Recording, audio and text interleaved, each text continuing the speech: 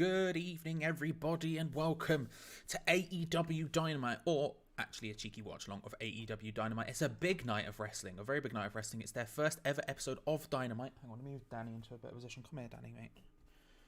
Come on, wait. There we go. It's a big episode because it's their first ever episode on TBS after their long-time deal with TNT. So they've moved over to what they're calling the mothership. I don't know. I'm not American. I don't understand these references to television networks. But what I do know is that they have absolutely stacked tonight's card. It is massive. It's bloody ginormous. It is. We have Hangman Page versus Bryan Danielson 2, the rematch after their, of course, 60-minute classic draw from a couple of weeks back. We have the Lucha Bros defending against Jurassic Express in a tag team title match. We've got Jade, Cargill and Ruby Soho in the final of the TBS Women's Championship tournament. We have just a whole bunch of big stuff going on. Malakai Black versus Brian Pillman Jr. MJF's going to be in action. Chris Jericho's set to talk after his big confrontation with Eddie Kingston the other night. There's just a lot of nonsense going on. So it's going to be a big old episode. It's not just no ordinary episode of Dynamite, although it is also just an ordinary episode of Dynamite as well. But it's going to be big. It's going to be big. And I'm going to be here for the entire thing. So if you haven't already, make sure to subscribe, like the video, all of that good stuff, because these watch-alongs, they just keep coming. Coming. Hello, Andromeda G. Hope you're well. Hope you're good. Right. Hope you're enjoying censuses. So let's talk very briefly, just before we get onto that. Let's just talk very briefly about the releases that happened in WWE today. Because to be fair, it's a bit mad. Of course, there's been a whole bunch of them going on over the last couple of, years at this point. Since the beginning of the pandemic, WWE every couple of months have just been doing these mass releases in terms of tens of people at a time, sometimes more than that when it comes to backstage people, and it doesn't seem to be slowing down anytime soon. And with the reorganization of NXT under the NXT 2.0 banner, with Vince McMahon being more heavily involved and everything else, that control being wrestled away from Triple H, today we've seen a whole slew of people, a whole slew of backstage coaches, producers, people like that losing their jobs, and I think it's kind of insane. I think it's completely insane. I mean, some of the names for a start, you're looking at people like Road Dogg, who's been there for ages, William Regal, who's one of the most respected people in wrestling, period. Timothy Thatcher's gone, who not only was coaching there, but is also one of just the best wrestlers, full stop. Like, you want to put someone in a ring real quick, you put in Timothy Thatcher. It's kind of wild to me that despite the changes, and I understand, Vince wants to do a whole bunch of different things and has different ideas for what they want to do in terms of who's being produced and how they want to scout for talent and all that stuff. Who are you replacing them with then? Because you're not going to find better coaches than this. You just aren't. And it's not like the style that they've been producing for a long time has been a problem, right? I mean, again, you can talk about WWE and Vince not wanting indie-looking guys. They want bigger guys, people who have got background in American football, coming out straight out of college, places like that. Not people who have come from the independent scene, who are younger and all this other sort of stuff. But even then, the homegrown people they have been doing, they've still been produced in the same style. It's not like there's been this big, wild difference in styles where all of a sudden it's like, oh, Regal's going to stop teaching them how to do submissions. No, the style of the homegrown people has been criticised for a little while as being kind of cookie cutter and the same. And so if that is the case, why the hell would you get rid of some of the most talented people in the world? It makes no sense to me. Obviously, there's all these rumours about them being sold, WWE being sold, and all this stuff, this, that, and the other. But low key, you probably want to buy something that at least works. And so if you're getting rid of the likes of William Regal, for Christ's sake, I mean, like, Road Dogg, obviously, look, Road Dogg has his detractors in terms of he's made enemies down the years, but he's still unbelievably talented, and he's one of Triple H's guys. And at this point, it doesn't surprise me that Triple H is trending on Twitter, because all of a sudden it looks like his people are the ones getting got at. It looks like his people are the ones who are being taken to task here. And so I'm sitting here mildly in shock, especially because of Regal, because I've never heard bad words said about William Regal. There's been stuff about, like, back in the past when he, like, had, like, issues with whatever, that people have gone, oh, he had issues with these things. But on a personal level, especially in this day and age, I haven't seen anyone saying any bad words about him anywhere. I hear nothing but good things about that guy. And yet, him going is absolutely insane. And so I'm looking at the chat here, and I'm seeing Sharky talking about Thatcher going to AEW. I mean, Timothy Thatcher would be an incredible get in ring, as well as if he wants to do coaching. Obviously, AEW doesn't have a system like NXT as such. They have the Nightmare Academy, or whatever it's called. Is it called the Nightmare Academy? The one that Cody Rhodes and QT Marshall run, the Nightmare Factory. They have that, which obviously is producing stars for them, but it's not on the same sort of scale as NXT is. But if Timothy Thatcher wanted to go down that route, he would be a brilliant get. But also, if we're being honest, if he wanted to just wrestle, he would be an unreal get. And then you've got William Regal, who sat there, who again, if you wanted someone to come in and teach, William Regal is the guy. If you wanted someone to come to be an authority figure, which is something AEW's never had, and I don't know if they ever want, Tony Khan's been quite public about the fact him not vibing, having an authority figure or whatever.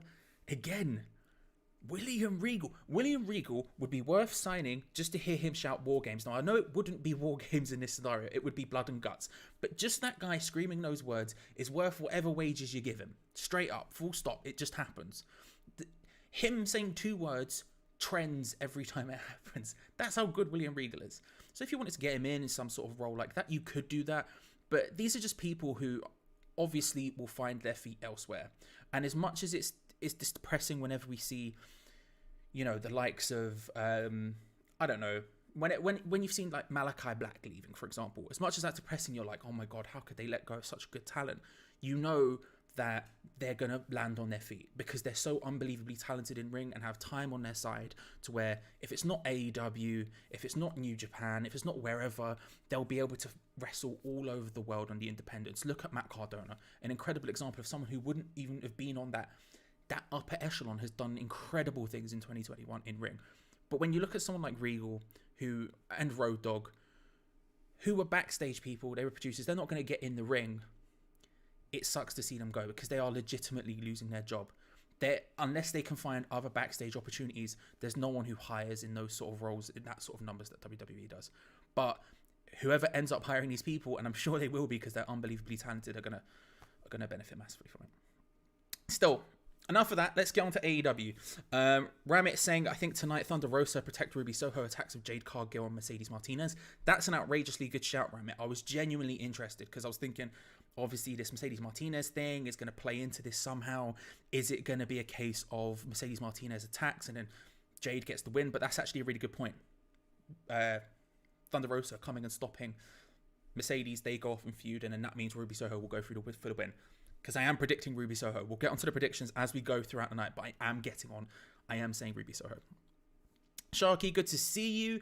The WWE won't have anyone left at this rate. They're going to be... they've been going off late with releases. Yeah, it's kind of wild how thin they're getting, you know. And it's obviously they've had so many people before this period just to try and sign people to stop AEW and New Japan's rise. They were just signing everyone left, right, and center. And Thatcher's someone who would be of massive interest to both AEW and New Japan. But it is kind of wild that they've released so many people. I mean, we've seen one of them as well. I think it was yesterday. His name's just escapes me now. I can see him in my head.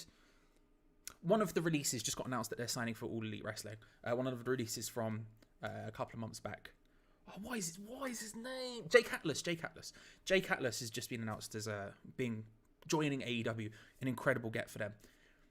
These people, like I said, the wrestlers will go on and have great careers. Undoubtedly, the talent, especially the like higher echelon talented ones, can go and do anything. And at a time when the indies are reopening, and maybe once Japan reopens some more, so they can actually have foreign talent go over there and wrestle, and not just people who are living in Japan. I mean, it's gonna be wild. It's gonna be wild. Especially some of those New Japan strong guys going over there. Oh my god, you see the Ren Narita match the other night? Big things. And who doesn't respect Regal? That's what I'm saying. I can't imagine not respecting William Regal. He's just a legend in every sense of the word. Like, imagine, who doesn't respect, and I've just seen Bryan Alvarez tweet this, to be fair, and I'm using his exact same wording, but I'm using it because it makes sense. Imagine firing William Regal. Like, what kind of backwards logic is that? It's William Regal. He's a man. Such a man. As the theme song used to say. I don't know. It's wild. It's wild. But we're just under a minute away from AEW Dynamite kicking off. So, hey, if you haven't already, subscribe, like the video, all that good stuff. The aim is to get wrestling videos every single day on this channel. I started at first, and I think I've got the numbers right. I haven't been uploaded exactly like 24 hours apart because I'm doing lots of watch-alongs, but at least the numbers are correct. And of course, coming up this week, we have the SmackDown / Rampage watch-along coming along on Friday night, which is going to be huge. That's going to be a long one, so make sure to come back for that. Brock Lesnar coming to SmackDown to confront Roman Reigns, Cody, and all of that. We got this. Sorry, no, Cody's on Saturday. We got the 6-man tag, for example, happening on Rampage. Lots of sick stuff happening there. And then on Saturday night, which is the thing with Cody, we've got AEW Battle of the Belts, the first ever Battle of the Belts. Big show. Cody defending against Sammy Guevara for the TNT Championships. You have Britt Baker defending against Riho, the Women's Championship. Big thing, special hour-long show, that one, and we'll be there for that as well. However, tonight, more importantly, is Dynamite, and it is about to get underway. So, strap yourselves in, because it's going to be big. It's going to be big. May AEW want to go wild, get Regal turning up tonight. Why not? Apart from the fact it physically probably isn't allowed to happen. Contract-wise, and also I know he doesn't live in wherever they're at, so it would be a little bit difficult to make happen. But, you know, we move. Welcome to Wednesday night Dynamite, ladies and gentlemen. It's Wednesday, and you know what that means. What a man. What a man Jim Ross is. You can say what you want about him not being as good as he used to be. He's still the best to ever do it, and him just screaming that is very exciting.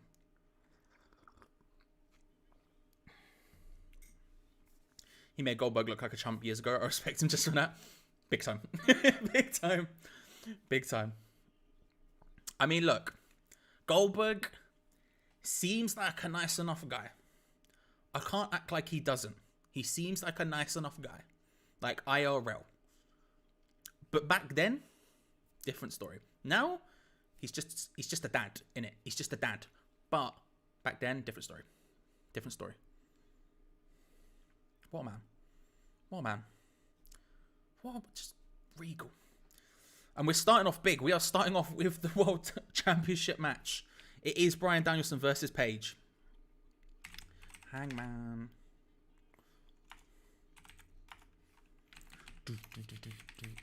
I'm getting slightly more attached to Bryan Daniels' music. His new music now.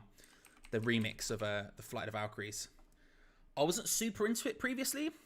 When he first came out, it didn't hit like I wanted it to hit. I'm getting a little bit more into it now. It reminds me slightly of when Samoa Joe first turned up in NXT and he had like this kind of lower key music, which wasn't like big and bumping in the way that his second and third themes ended up being. Or I think it was maybe he only had 2 variations, I can't remember. But the point is, he had this lower key one. But the reason I liked it is because the whole crowd got involved and it made it feel more beef worthy. You know, Joe would be walking and you'd get that Joe, and you get the yes thing with Danielson. It just works. It just works. Danielson's in the ring and out comes Hangman Page to meet him. This is going to be big. They went to an hour draw last time they met. That also opened the show. This time we know if it does go the distance time limit wise, they have 3 judges at ringside to decide a definitive winner. There will be a winner tonight, whether it's Hangman defending or whether it's Danielson, new champ. It's happening tonight. That last match was so good. It was disgustingly good. It really was. Like, just embarrassingly good match.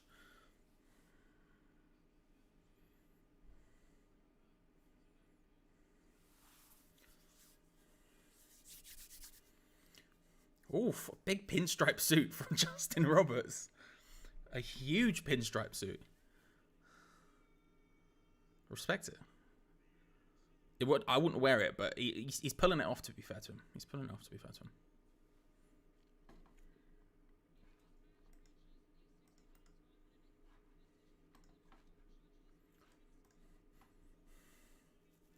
So the judges at ringside, we have, big lads. It's Mark Henry, Paul White, No More BS himself, and Jerry Lynn.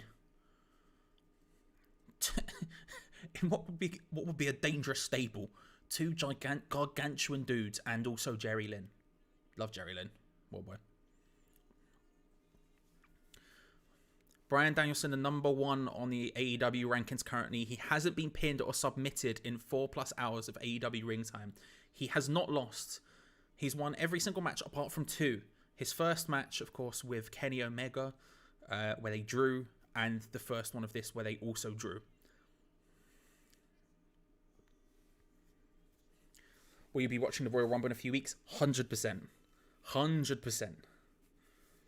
Hangman Page now getting announced. The graphics team doing bits. Hasn't won a match this year. So there you go. There you go. Shout out to the graphics team. I will 10,000% be watching the Royal Rumble. Royal Rumble is my favourite WWE pay-per-view, I think. Like, obviously, Mania is WrestleMania. It's mad. You get all of the craziness of WrestleMania going on. But realistically, the Royal Rumble's just more fun, innit? Royal Rumble, man. And the bell goes, and instantly Page going straight for Danielson. In the build-up to this, he spoke about the fact that he knows he won't be able to outlast Danielson. He's shown that he can do the 60 minutes. He has the stamina. He can do everything. He can show he won't get bored. Nothing like that. And so instead, he knows he's going to have to just take his head off, essentially. And straight away, out of the gates, he's gone for it. Danielson running around the ring, talking to the coaches, doing star jumps, because of course he is. But yeah, I'm hyped. I'm hyped for the Rumble this year. I just like the Rumble. The Rumble is the best match. Even I was trying to catch up on Wrestle Kingdom during the day, yesterday and today. I haven't watched all of it yet, but I'm almost at the end of the first night. But even the New Japan Rumble, I just like Rumbles, man. just give me Rumbles, loads of Rumbles. Bryan is, by the way, incredible. Bryan is legitimately. I don't think. Like, when people say Bryan Danielson is maybe the best wrestler of all time, I don't think I can argue with him. He's just that damn good. He's doing a lot of shenanigans he was doing the first time around, just taking his time, rolling out of the ring, just frustrating Page.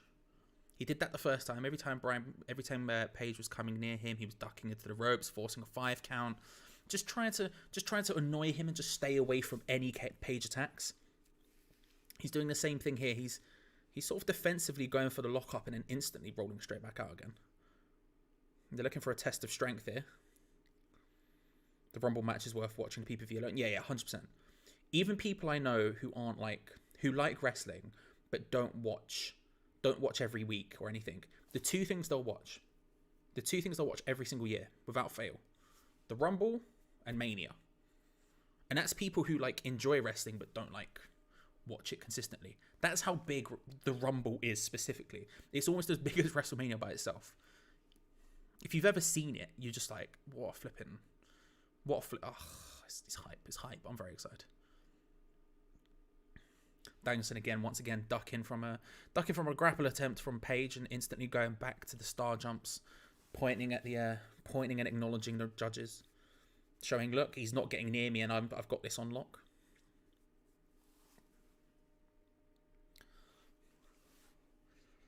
Of course, the first time around when the time limit was called, Hangman Page had just hit his buckshot lariat. He had the momentum. He was going for it. He hit the buckshot and just couldn't get to the pin on time. Oh, nice! Danielson rolls out.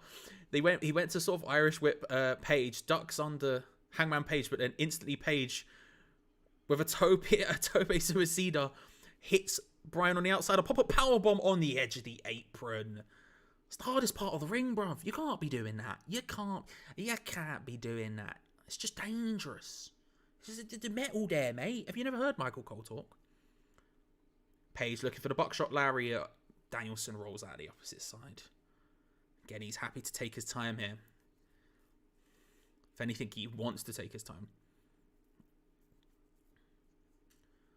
As Danielson said again in the build-up to this, there's an argument to be said that he had more control of the match the first time around. Oof. Page going for another tope suicida on Bryan, who just pulls himself out of the way. Page crashing into the ringside barricades. Ooh. Ooh. Ooh, does not look... Nope. Nope, I like my arms, thank you very much, and that's not something I need. It's not something I need. Paige putting a hammerlock and thrown into the ring post. Danielson going straight to work on that arm that looked not fun on the fall of the tope suicida there. The suicide dive.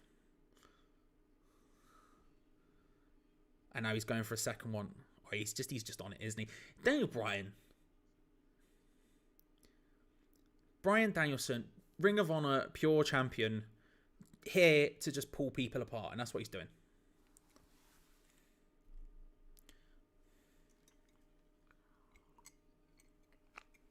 Forced back by the ref. Interesting that he doesn't go for the count out victory there. Championship advantage does still count, so if there's a DQ or count out, Paige will still retain, I believe. I'm going for it. Has to be, for me, I can't see this. It has to be Adam Page. It has to be Adam Page. It has to either be Adam Page or some sort of finish which allows them to carry on till Revolution with a third match. But for me, I don't know if they can get away with doing that again. So I think it has to be a Hangman Page win.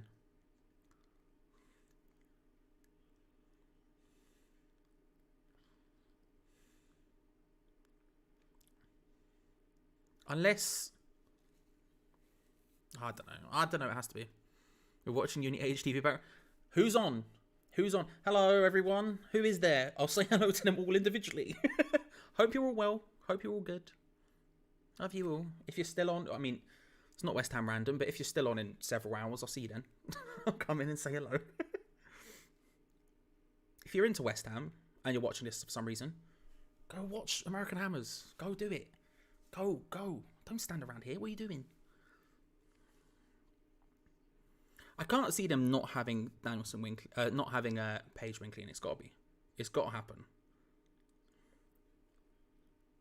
Selly, Lucas, Chris, Scott, and Lee. All bloody nice gentlemen. Hello, everyone. How are you? Hope you're good. Miss you too. Like I said, I know it's not West Ham random, and I'm not on the show, so it won't take forever. But if you are on still in just over 2 hours, I'll see you then. I'll come into the chat, say hello. Otherwise, I'll watch it later, but miss you too. Big hip up from Page, going for it. He's gunning for it. Danielson's on the hardest part of the ring. Ducks out of the way. On a second attempt, Hangman just clubbers the boy Danielson, and then up over the top and takes him out. Again, he's been on the aggressive hit on Page. First time around, Bryan was more than happy to just sit around, to take his time, to annoy him. But this time there's been some more urgency from Page. Again, he knows he needs to take out Bryan. He knows he needs to basically just take his head off with a buckshot, end it. Because 60 minutes, he can't guarantee a 60-minute win. So he has to just gun for it. And a big diving clothesline into the pin. 2 count.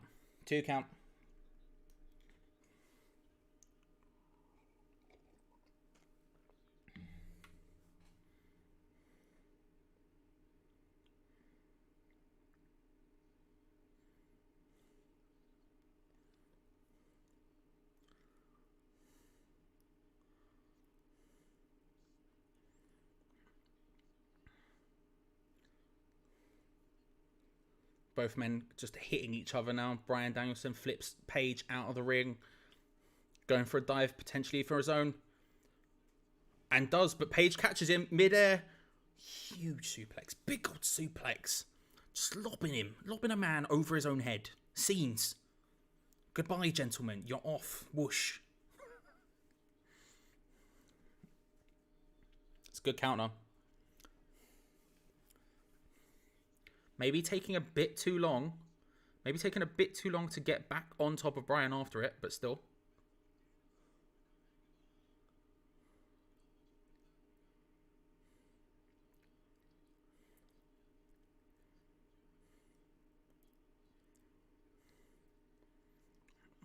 The referee comes out after Bryan manages to get Hangman just smacking against the steps, tells Bryan to get back in the ring, who's more than happy to oblige.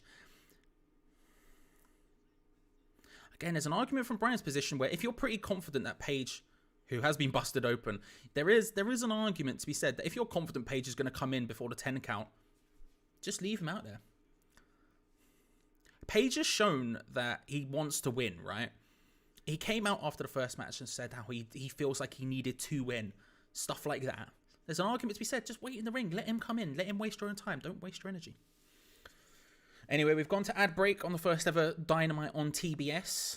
But of course, because I watch on Fight TV, that means it just stays with the commentary in full screen. And it goes in picture-in-picture, I believe, on TBS. So I just get to see it a little bit bigger than you do. Just a little bit. Bryan, who is now just letting the ref talk to Paige, make sure he wants to continue. He has got blood streaming down his face at this point. Bryan walking around the ring, just typing at the crowd. Have you watched Impact Wrestling in the past, or do you watch it at all now? I was watching it. I think it's been really good. To be fair, they've done just before the pandemic, they started building. And then the only thing I didn't like about their product during the pandemic was just no crowd. But actually what they've been doing is really good. And I've been planning on watching it. I have it on the background, but I've been planning to watch some more because there's a lot going on there that I'm quite interested in right now. Is it good? Have you been watching it at the moment, Sharky? And would you recommend watching it at the moment? Because I was watching most of their pay-per-view. I think I watched maybe, I don't know. I don't want to say that just in case, but I feel like I watched potentially a lot of their pay-per-views during the pandemic era. And they were all, I was always really impressed. And they have a lot of people I like. Danielson outside the ring, just taking Hangman and just pulling him around in front of the judges now, just raking at Hangman Page. Wyatt Lynn and Mark Henry now just onlooking. Showboating from Bryan. Again, could be doing more effective stuff, but instead he's choosing to just do it in front of the judges. Just make sure they see that he's in control of this fight right now. Again, probably smart, but just take him to task. Start taking him to task. He has Paige once more, and a hammerlock throws him once again against the ring post. He's just working over that arm. He's taking him down. I've not watched it for several weeks, to be honest. I mean, it's more commonly than I have, to be fair. But there's a lot of things there I'm interested in at the moment, so I need to get back on board with it, because there are, and it's just, they have a really good roster. Like, being honest about it, they have a very good roster. And, I mean, we'll see what happens with ROH, obviously, but all of a sudden there's a lot of people around that could be very useful. I don't know what their taping schedule's like at the moment. Impact. I don't know how long ahead they've taped for or anything, but there's a lot of people from that Ring of Honor roster that no longer have contracts that would be very interesting. You know, we're looking at the EC3 stable with Titan, or however he wants to go now, Braun Strowman, and all that. I think there's some stuff there. There's some stuff there. Free the narrative. There we go. And as we come back from the ad break, Bryan is just Bryan Danielson. I still make that mistake constantly. Bryan Danielson just headbutting the heck out of Adam Page.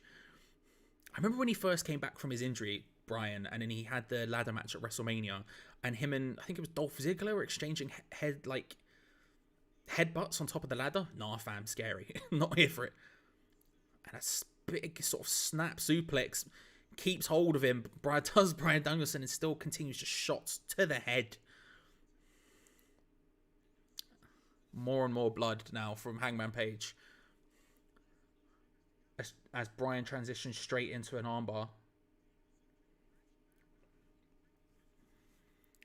I mean, he's been working over the arm the entire match. It's not shocking, to be fair.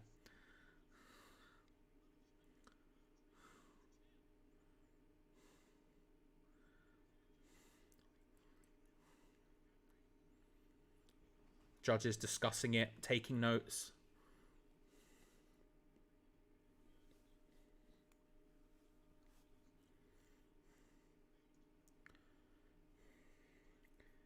Big chop from Bryan. He's completely in control of this match right now. Hangman Page is just not able to put any offense together for minutes at a time. Oh, but he does pop up. Oh, a huge Death Valley driver. He did manage to get Bryan on his shoulders and just hit him very quickly out of nowhere. Bryan looking for maybe a flying forearm or something, but a good catch from Page, and all of a sudden both men are down. He needs an opportunity to really turn this round. He needs an opportunity to turn this round, because right now it has been all Bryan for a significant chunk of time. A significant chunk of time.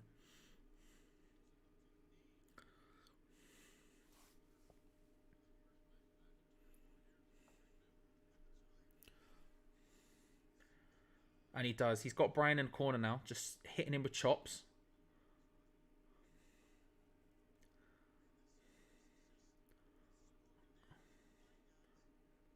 Bryan turns around, starts chop, headbutt, kick, then goes for an Irish whip, reversed by Hangman, and a big sort of lariat splash. Bryan with a German suplex, good reversal by Bryan. One of his own, Page, and it's arched. 1, 2 count. I still worry for Bryan sometimes. Yeah, me too. I can't lie, me too. It's like with Edge. I worry for Edge as well. I can't. If you've retired previously and then come back after however many years, obviously Bryan was significantly less years than Edge was, but he still had, 3 or 4 years retired or whatever. I'm never not going to be just a little bit worried. Just a little. It's Christian as well. In the match they had with the Super Click, Christian and Christian, Luchasaurus and Jungle Boy, and there was some of that stuff like the chair shots and all that on top of the ramp. I was very concerned. Big boot from Hangman Page. Looking for another suplex. Bryan reverses it, blocks it. Page blocks one of his own. They're near the ropes. Page goes for one over the top. Both men go flying to the outside. Page manages to keep hold of it. Almost got him up. There's a nice reversal from Danielson, who then once more just launches Page into the exact same ring post, that one in front of the judge.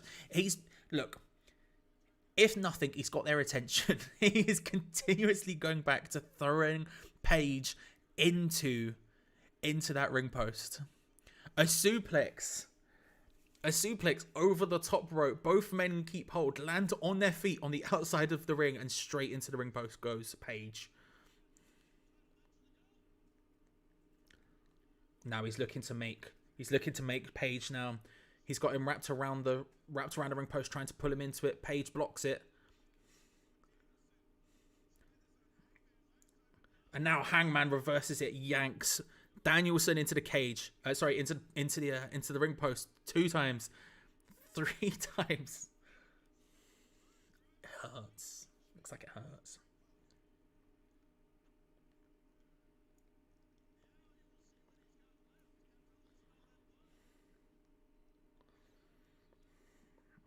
Is this the opportunity Page needs?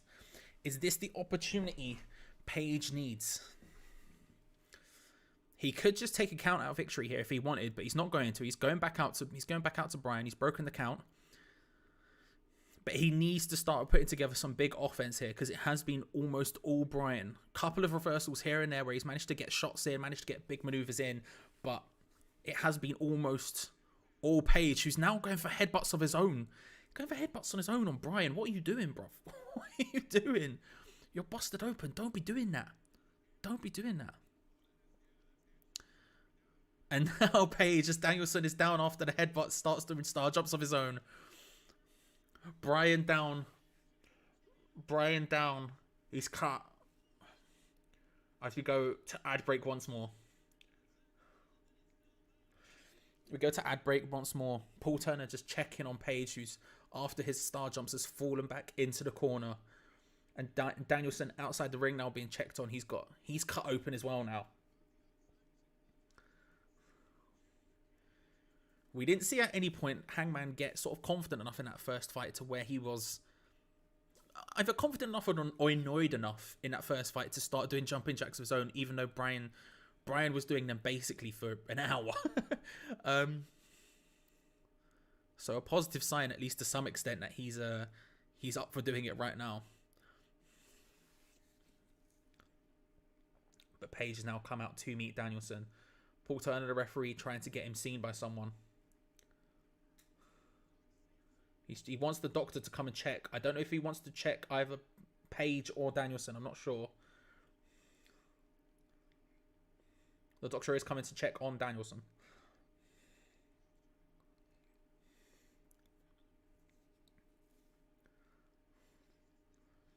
Bryan waves him off. He says no, sort of one eye on the judges, looking towards him, saying no. And he's now asking for Page to come back into the ring. They're both going into the ring now. And this is a great opportunity for Page. Again, I feel like I feel like unless there's some sort of shenanigans happening, I can't see Hangman losing to his first opponent. To his first, like, obviously he didn't lose his first defense, it was a draw, but I can't see him not getting at least one win as champ. It just doesn't feel right to me. So at this point, he's just got to start going for it. He's just got to start going for it to some extent. The Danny DeVito cutout was nuts. He's my boy. He's a beautiful boy. He just hangs out, keeps me company, you know? Teaches me stuff, wisdom. He's a sage, a guru in my life and in streaming. I was going to say thank you for noticing. Like, you were going to ignore Danny DeVito over my shoulder, but still. Page has Danielson up on the top turnbuckle here. He's just laying in blows to him as the fans count along. Flipping it. Danielson is... Blood is streaming from Danielson right now.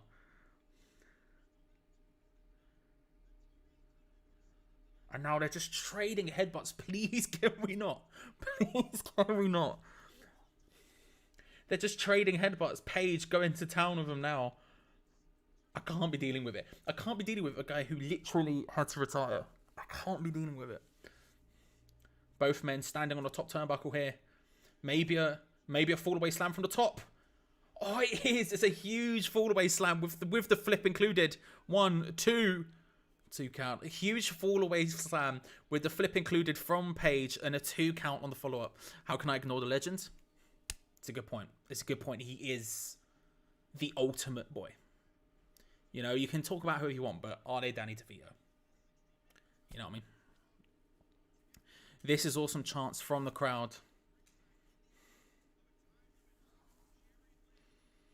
Some huge moves being hit by some big impact moves being hit by Adam Page now. He has Daniel Bryan fully rocking. He was looking for that springboard clothesline, but Bryan catches him beforehand, pushes him off. And now Danielson on the ring apron as Page is on the floor. Goes for that sort of flying knee, but it's a good catch by Page. Hits a dead eye on the outside of the ring.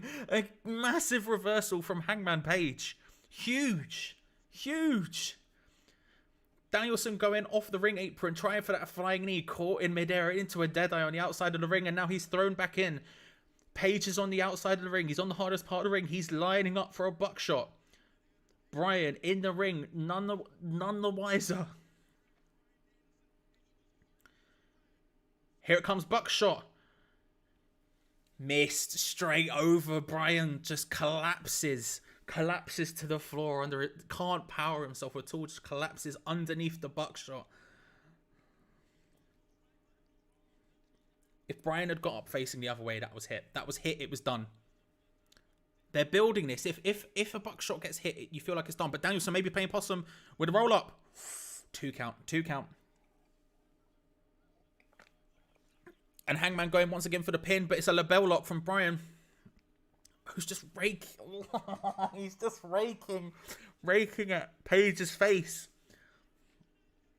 And now he has him in. It's fully locked in the middle of the ring. Hangman Page he's in somewhat trouble here. He's looking to try and roll Daniel maybe into a pin, but he can't. Trying to maybe... He's fully down in the middle of the ring here, Page. The crowd are going wild for this. Little bell lock right in the middle of the ring, completely cinched in. Page maybe trying to get again once for the roll up once more. Or he manages it. He then has him. catapults Bryan over the top rope, who manages to hold on Shawn Michaels in the Rumble style. Doesn't manage to flip his way back over, and instead receives a massive boot instead for his troubles. Danielson once again down outside the ring. Page now going for that big moonsault off the top buckle to the outside. Oh, he hits it beautifully and lands on his feet.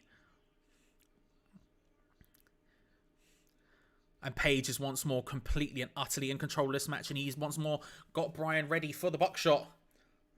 Bryan this time ducks. Oh, he hits him with the running knee himself. He's hit him with the running knee. Bryan with a pin. 1, 2. 2 count. 2 count. A big reversal from Bryan Danielson there. Saw the buckshot come in, ducks underneath it, off the ropes, big running knee himself. It goes to 2. Goes to 2. AEW chants from the crowd as both men are down. That was bloody close, wasn't it? That was bloody close.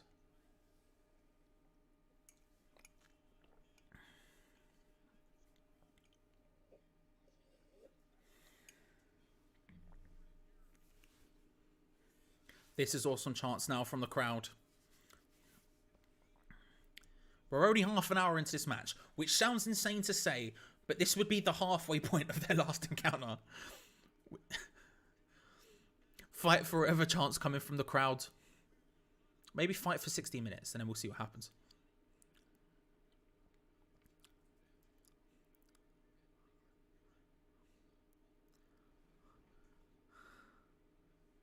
Now Bryan just laying in with yet more headbutts. These just headbutts from both people. I can't be dealing with it.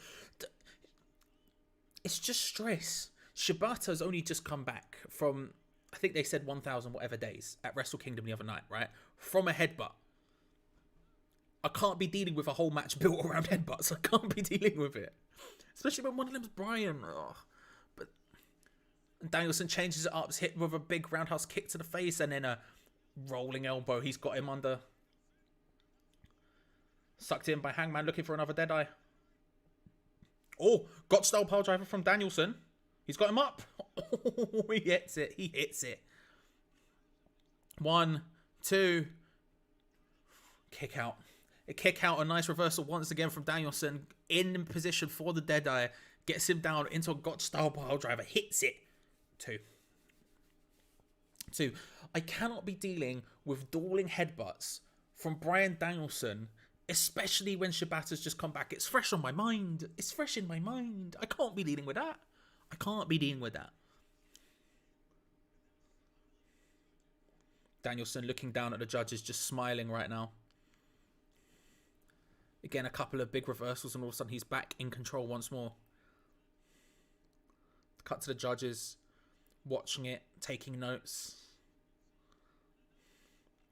And now Danielson has Page in position now to just start stomping a mud hole in his, well, in his head, really, if we're being honest about it. We've seen him do this to multiple people before, and he is just laying them in thick and fast right now.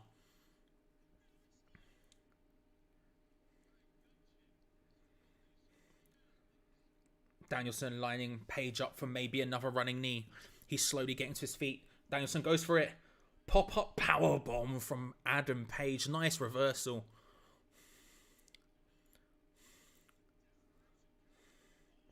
Oh, he looked like he was going for the pin, but he's been reversed into a triangle. And Danielson has Page fully in a triangle. He's just hammering him away with the elbows. And a nice reversal from Page. He's got... Oh, he couldn't quite lift Danielson up into a powerbomb position. Danielson back down now into a sort of a knee lock type thing, a knee bar type thing. Page battling out of it with big boots.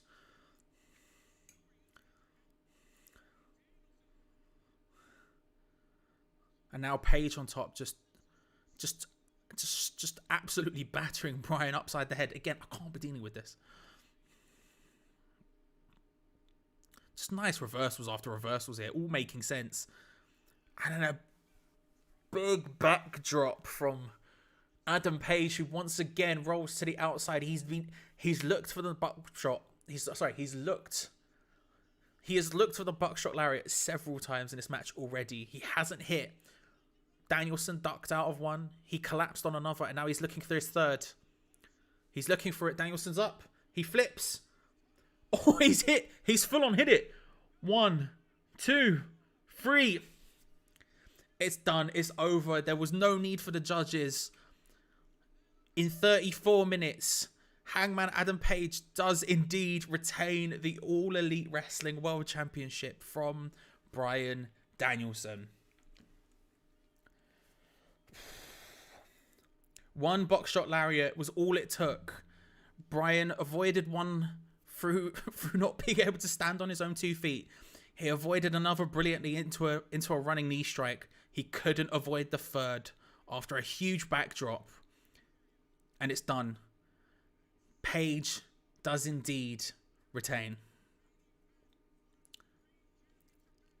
Lots of questions about where this goes from here. Who is his next challenger? What does Bryan do after this? But all we need to know now is that Hangman Page does indeed retain.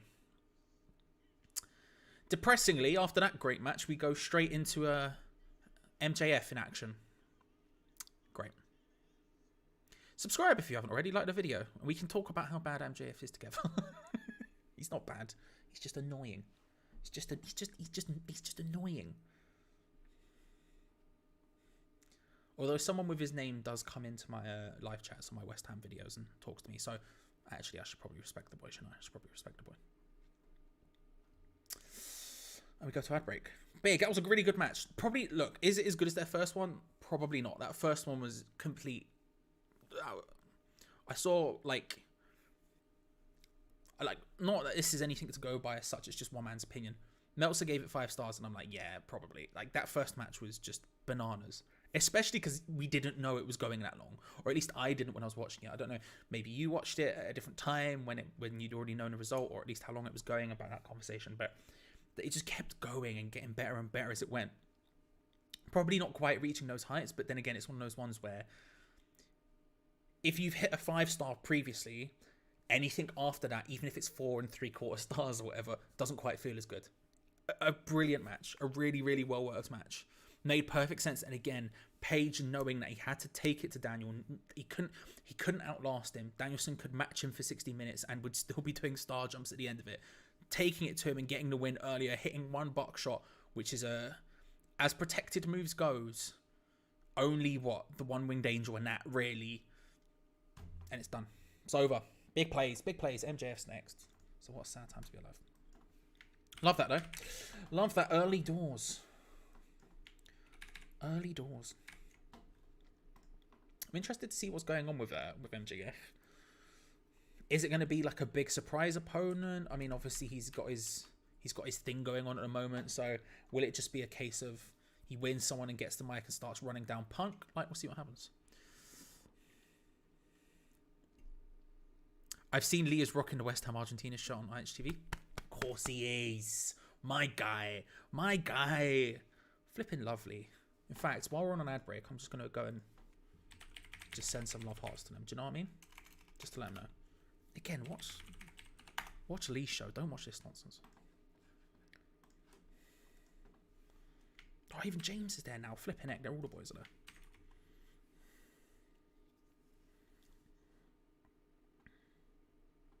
What a bunch of absolute boys.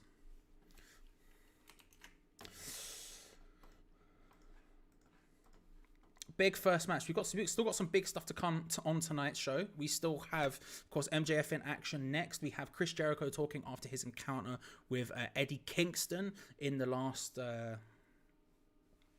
week. Was it last week? Yeah, it was last week's Dynamite, wasn't it? Was it Dynamite or was it Rampage? I think it was Dynamite. We also have the final of the TBS Women's Championship Tournament, which is, of course, between Ruby Soho and Jade Cargill. Whoever wins that is the first ever inaugural TBS champion. And then the tag team title match between the Lucha Brothers and Jurassic Express. Lots of big, exciting matches with a big week of AEW. Of course, we have Rampage going on Friday night, and then the first ever Battle of the Belts on Saturday.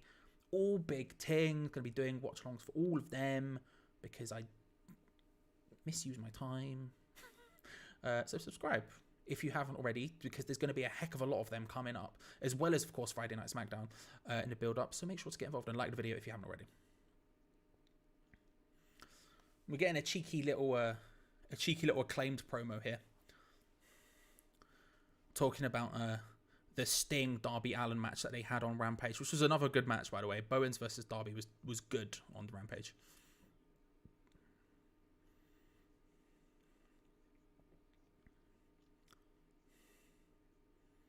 Which ended with the Acclaimed just with a chain just blapped over Darby's head. They've said they're going to drop a music video, basically a diss track, on Sting / Darby Allin next week. So that'll be fun. That'll be fun. I like the Acclaimed. I can't lie to you. They step over the line sometimes, but I do like them. I do like them. Out comes MJF, his opponent already in the ring. Enters 2022 undefeated in 15 Dynamite matches, I think I said. Of course, having arguments with people ringside with CM Punk signs and whatnot.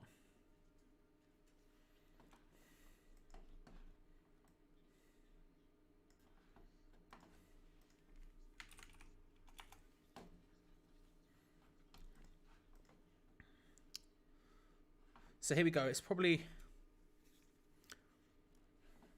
We've seen his opponent now is Sean Dean.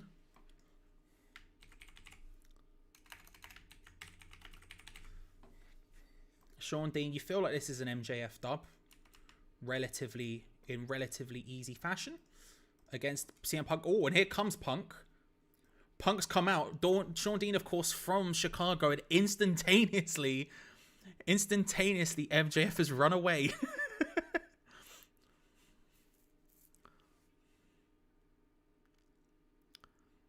MJF run away. He's gone up to the top of the ramp. He's hitting a quick wear on CM Punk, who's standing in the ring.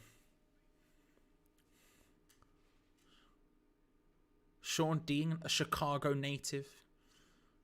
CM Punk. Oh, and CM Punk's turned and hit Sean Dean. Hits him with a GTS. CM Punk hitting him with a cheeky GTS. MJF gets the dub through... Oh no, sorry, hang on. I've got it confused. Sean Dean gets the win via disqualification because CM Punk hit him with a GTS. And all of a sudden, MJF's streak is done. MJF streaks over the captain. Sean Deegan's 1-0. Big plays in 2022. Sean Dean. Let's go. Let's go.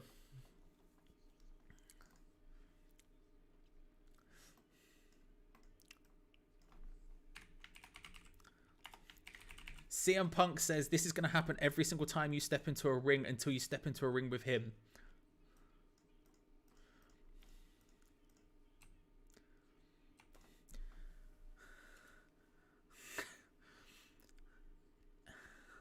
MJF says it's bad enough that he's in New Jersey.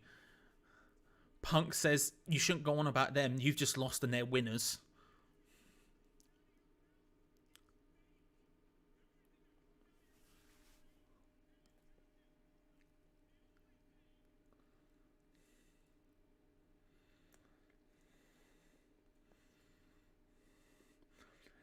MJF trying to come back at Punk, but getting told to shut the F up by the crowd. What do you make of Sting at AEW? I think he's probably being used correctly, right? He's with someone who they want to build up and make seem like a bigger deal. So anyone who has never seen AEW will come and see, oh my god, there's Sting. Who's the guy he's with? And learn how to... They'll learn all about Darby, and then Darby gets elevated or whatever. And then at the same time, you get some fun matches every now and then from Sting. Do you know what I mean? Not being overused, not just whatever, just here and there, sprinkled in some absolutely fun matches. I think that's probably a really good thing, to be honest. Like, don't get me wrong, I don't think his matches have been unreal or anything, but they've been used pretty well. I think it makes sense. I personally don't have the sort of nostalgia for Sting, but you obviously appreciate him as a legend, even as me, who's not like Sting's biggest fan from back in the day, because I didn't watch WCW. I didn't see enough of him in Impact TNA back in the day, so I've just not got that like nostalgia of like, oh my god, Sting. Mate, he gets to have his fun stuff, you know. It's a grand old time. MJF says Punk isn't the savior who these people have been waiting for, but he is.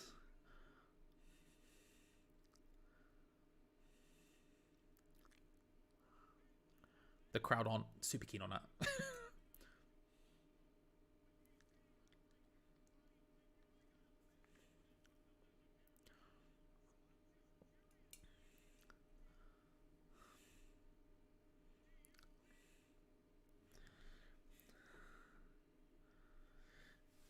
MJF using the PG Punk line again, the crowd start chanting it. He's bringing up the point that every time MJF has said Roddy Piper, Punk's got real, like, agitated and says, "Do you think you're Roddy Piper?" And he says, "Last time I checked, Roddy Piper was actually good enough to headline a WrestleMania." It's a good burn. It's a good line. It's a good line. And MJF is very proud of himself about this. And just in case the crowd were getting too happy with him, he tells them all to shut up because he's the worst.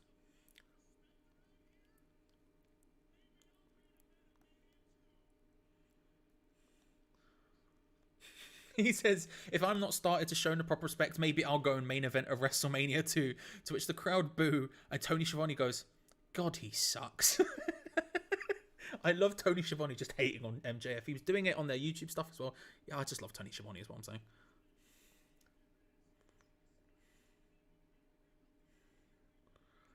Punk says, "All I'm trying to do is beat your ass. So why don't you just come in here and we can do it right here, right now."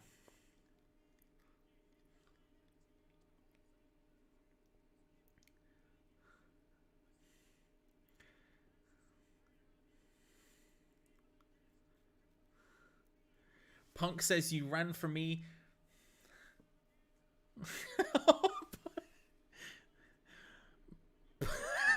Punk just cutting it very real. He says, "You ran from me before, you've hid from me. Hey, if you think the grass is greener on the other side, then go over there. Go first on," I think he said, day 2 of a buy one get one free show, and then you can get released faster than you last in bed. Just ending it real quick.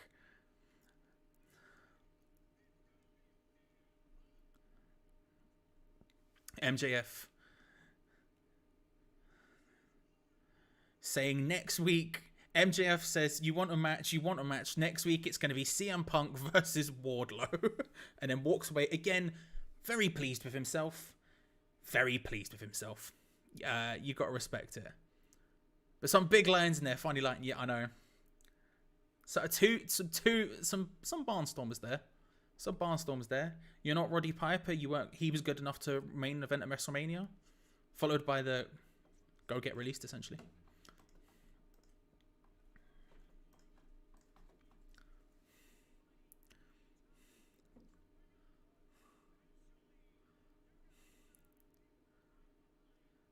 He said, "The difference between Roddy Piper and you is he would actually fight people. So bring on Wardlow and I'll take him," basically. Big promo. Some good lines in that. Some good lines. It's getting more and more real, this feud. At first, it felt kind of like, it makes sense. You put Punk and you put MJF together. Get some fire promos out of it. It makes sense. I did a whole video on this channel, right? A couple of months back. When CM Punk first debuted in All Elite, saying who Punk should face, who are the 3 perfect opponents for CM Punk. And I did say MJF was one of them for this reason. You get some barnstorming promos out of it. You get some fun stuff where Punk sort of has to fight his way through the pinnacle. And it's worked out exactly like that. But when they first got together, I was like, okay, look, it makes sense. We'll have some fun old time. We'll have some fun matches of it against pinnacle people. We'll have some fun promos out of it, grand old time. But it didn't feel like it was... didn't have that sort of tact or something. We're getting there now. We're getting there. All you need to do is put them just shouting at each other. But it did But we're there now. We're there now. We're getting an advert now for a show that's not showing in the UK, so not fast, mate. Go big home, whatever, man. Go big show, whatever.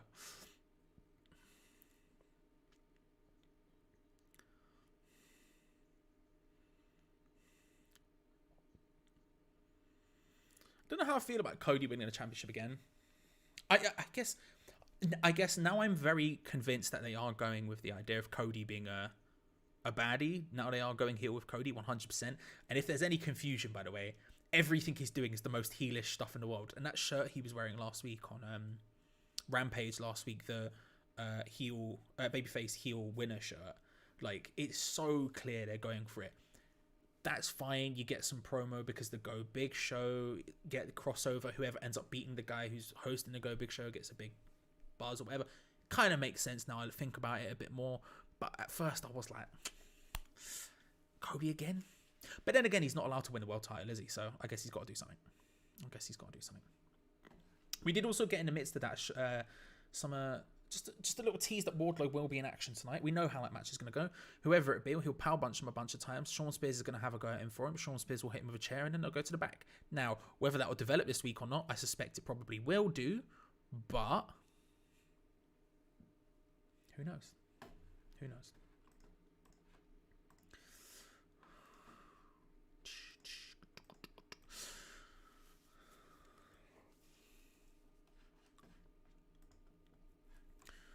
Like I said, if you are a West Ham fan, just go watch Lucha. Go watch Lucha. I'd respect it. I think it's a bit time. I'm really looking forward to this tag team match. This tag team title match. I'm looking forward to, actually, to be fair, I'm looking forward to the women's match as well, because I'm interested just to see where it goes. I think it has to be Soho. And Ramit, who came in the chat at the beginning talking about the idea of Rosa protecting Ruby Soho from a Mercedes Martinez attack, makes sense. And Mercedes versus Thunder Rosa is going to be sick. I think it will be Ruby's match, but Ruby's moment at least. But I'm excited to see how that one plays out. But that tag team match, man, again, it's kind of been seeded. I think, again, I heard, who was it? I think it was Bryan Alvarez talking about it this week, saying they've been waiting for this Christian thing to explode. And yeah, this could be it. Again, it's one of these opportunities that AEW have had in a couple of times in a row here, where they're gonna get non-AEW people watching the show. Probably, you're thinking when they signed the show after they signed Danielson, the first pay-per-view that had CM Punk on it, the show when they signed CM Punk. There's going to be a lot of eyes on this product that wouldn't usually be on it, and so they're probably going to be aware of who Christian is, because obviously Christian's been around for yonks at this point, so it makes sense that this is kind of the time Christian will turn on him. It'll put Christian in front of those people who understand him, and again, it'll be a good excuse down the line for Jungle Boy beating Christian and moving his way up. And for some reason, when I was watching the opening package earlier today, my brain went, what if Luchasaurus turned on Jungle Boy with Christian? And I don't know why that thought came into my mind, but it did. But we'll see what happens. I guess we'll see what happens. But whatever happens, it's going to be a good match before that. Because those two teams, especially Lucha Brothers, are like one of the top 3 tag teams in the world easily. They're so disgustingly good. Back from the ad break, and out comes Chris Jericho to do his to talk. He had that little face off with Eddie Kingston a couple of weeks ago. Was it even last week? It might have been last week when he returned for the first time after being got at by 2.0. Kingston, of course, with 2 other members of the Inner Circle and Santana Ortiz are going up against 2.0 and Daniel Garcia on Rampage this week. But there was a moment when Jericho came out and him and Kingston were going at it, just having a little argument, having some disagreements. Where will that go? Let's have a gander. Let's have a look. As we get a big rendition of Judas, which is just a huge song. If we're being honest about it, it's a huge song. Like, I hated it originally, but now I become it. It's good. I never liked it when it first came out. It like went viral, it popped, it became the biggest song he's ever done, and that's all great, but like at the time, was not here for it. However, now, it's funny what 2 years of non-stop hearing it would do to you. I quite like it now. Someone in the crowd has a massive Cody face as a sign, and I'm here for it. I am here for it. Again, this is another good example of WWE people, non-AEW people, looking at the show for the first time, and all of a sudden they see Chris Jericho.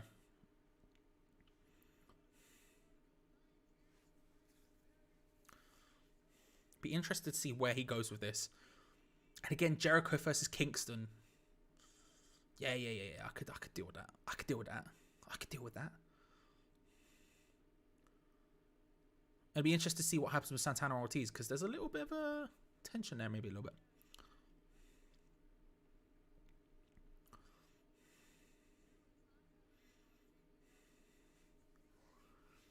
Jericho making the point that he hasn't been on TBS since 1999 in April, when he was on WCW Thunder, losing to Booker T. Scenes. I'm sure it was a barnstormer, mate. I'm sure it was a barnstormer.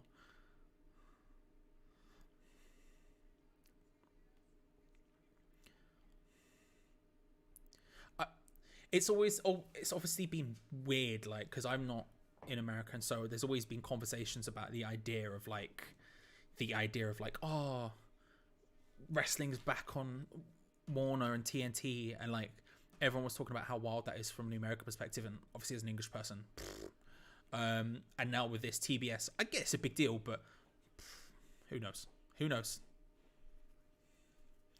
Jericho says that he came out on Dynamite not to save Eddie Kingston, but to blap 2.0 after they done him in previously.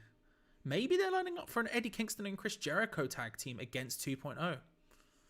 Maybe. I mean, 2.0 are the people who have come out here. 2.0, by the way. Again, if you're WWE, how do you miss on 2.0? They're so good. They have they're proper WWE, like, they just go at it, they just shout, they scream, they holler, they have their thing, they've just got it down. I don't know why you would ever, how would you miss on that? Who knows?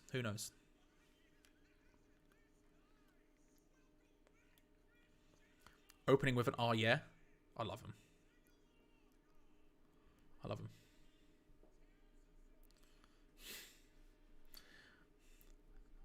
Jericho going with a solid South Park reference, almost as dated as him talking about WCW Thunder. To be fair, there's South Park still going.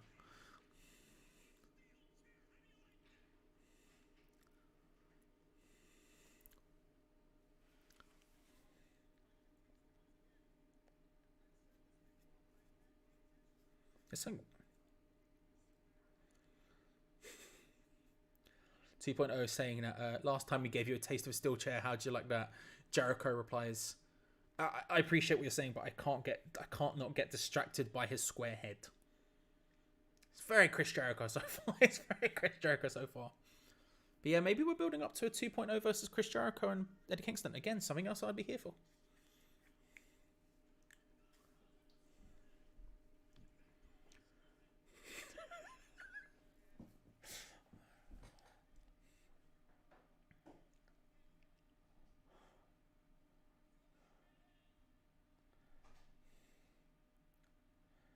Again, this. How did WWE miss out on this?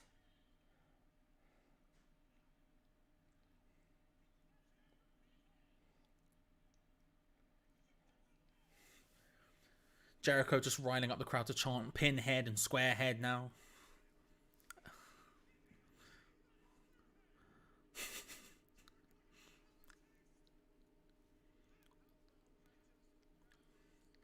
Jericho, halfway through the promo, just walks out of the ring, picks up a baseball bat and says, how about I just go grab this? And is now starting to threaten to swing it at him. And out from behind comes Daniel Garcia, who gets the brunt end of the bat, but 2.0 now beating down Chris Jericho. And out comes Eddie Kingston, Santana and Ortiz to make the save. Two members of the Inner Circle with their boy Eddie Kingston coming out and just making it known. No. And off do 2.0 and Daniel Garcia run. That, of course, sets up for Rampage this week, where you get that 6-man tag between them.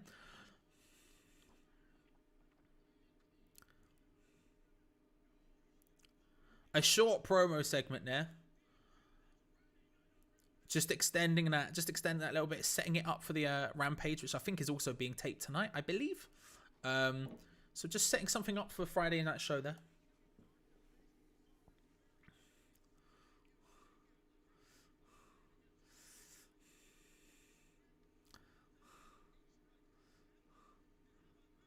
They're just showing highlights from Atlas's debut on a Dark Elevation. Who was the person I was trying to think of earlier, who is, of course, All Elite now after his release from WWE. Which, you know, again, had you missed on Jade Atlas? We're getting a backstage promo now from the Undisputed Era, or however they want to go. The Paragons, or whatever they want to go with today.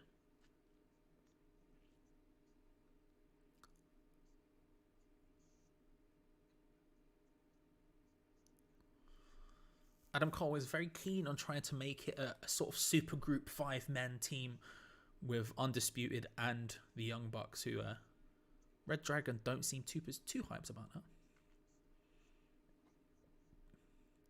Adam Cole's moved on to Jake Atlas now. Says on Rampage, it should be Adam Cole versus Jake Atlas to remind anyone new coming into AEW that Adam Cole is still the guy that everyone's talking about.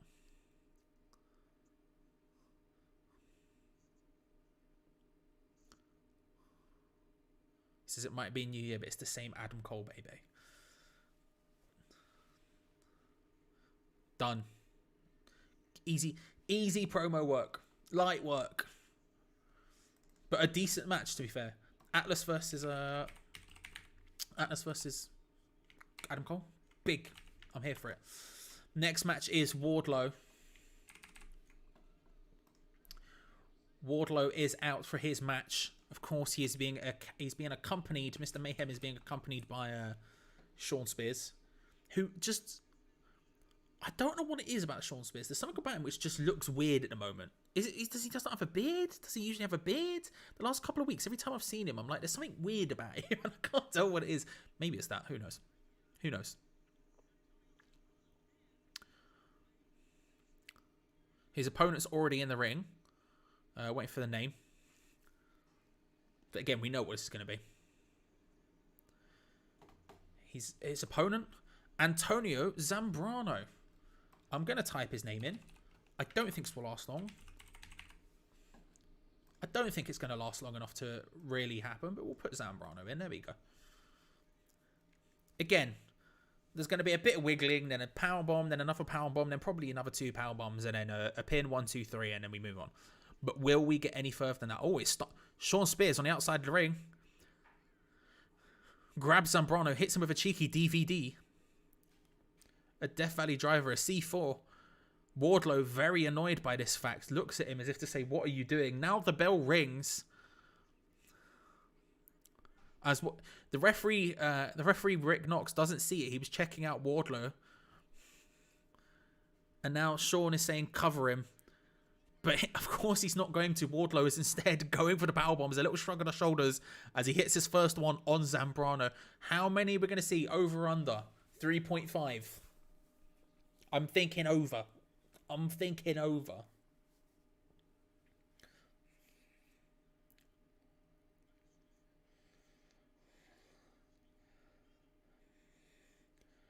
Hig up first, got a second one. Zambrano, 2 powerbombs so far. Wardlow dancing around. Not dancing, just sort of shimmying off the shoulders. We cut to Sean Spears outside the ring. Not super keen on this fact. A third one. Looks like we are going to get my over-under of 3.5. Looks like it's coming through on this one. It's looking like it could be 5 at this point. He's got him up for his 4th now. Here we go, powerbomb number 4. Solid connection. Rolls him in. Looking for the 5th with the quick roll through. Powerbomb number 5. Foot on the chest. 1, 2, 3. Imagine if he kicked out. The absolute scenes. But nope. 5 powerbombs from Wardlow. And now Sean Spears comes in. Hits Zambrano with the chair. To which Sean Spears then begins to celebrate and tells Wardlow, let's get going. And they are done. They are out of there as quickly as possible. As Jim Ross would say, they don't get paid by the hour. They do not get paid by the hour. Done and dusted, quick as you like. And we're building up to Wardlow just blapping, absolutely destroying MJF at some point. It'll probably be after the CM Punk feud, but he's going to absolutely destroy him at some point. Up next is Cargill versus Soho. I'm very intrigued to see where this one goes. It's nice to see another championship belt for a nice women's championship belt in the company. It's been one of my bigger problems with AEW in general is I feel like they could have done more a lot of the time with the women's division. They have some incredibly good women's wrestlers in the company, but a lot of the time it focuses in on sort of one storyline or one storyline only. And over the last couple of months, the last sort of year or something, they've built up a roster of them happening, quite a few more happening, building up to this, now having a secondary title, which is good. It's good scenes. A TBS title like the TNT title for the men. We'll see how it goes. But I can't see past it. I think it has to be Soho. I mean, the thing is it's one of those ones where it's like, Cargill was obviously on such a big run that it's difficult to see how someone would beat Jade Cargill, because she's been pushed so hard and she's had such a successful run up to this point that it's like, can you beat Cargill? Then when Thunder Rosa looked like she might be getting some offense in on Cargill, like they said on commentary, this is the most we've ever seen it sort of taken to Cargill like this. Mercedes Martinez came out and was the equalizer. Now, her attacking Thunder Rosa and spinning off into a feud with Thunder Rosa is going to be sick. That is a match I very, yes, please. Yep. Interestingly, like Ramit said at the beginning of this, the idea of Thunder, that sort of leaves space for that workaround. You know, Ruby Soho came incredibly close to the first time in her second match, her first singles match, the one against Britt Baker. She came very close the first time. She's very over. She's very well liked. And also, low key, I was thinking back to the original TNT Championship tournament back in the beginning of the first lockdown, where it ended up happening. It ended up going with the new guy who was, what's the geezer's name? Again, he's got on my head. He's injured at the moment. Came in from New Japan. Red hair. The Murder Hawk. Why can I remember his nickname, like his career, team led by Jake Roberts? Why can I remember everything but his flipping name? It doesn't matter. But the point is, he came in and he was the hot prospect, the big guy on campus, similar to how sort of Jade Cargill is a little bit. Now it was a bit different at that time. It wasn't quite as instantaneous. Like Jade Cargill's run's been going for quite a while at this point. But remember, he did make it all the way to the final before being beaten by Cody. So it wouldn't surprise me. They have form for this exact thing happening. But see. We're looking at a replay of the Statlander versus Layla Hirsch feud that's going on at the moment. Again, this is more good showing that they are just building more women's storylines other than just the championship with Statlander and Layla Hirsch. But Justin Roberts is in the ring to introduce the two competitors for the TBS Championship.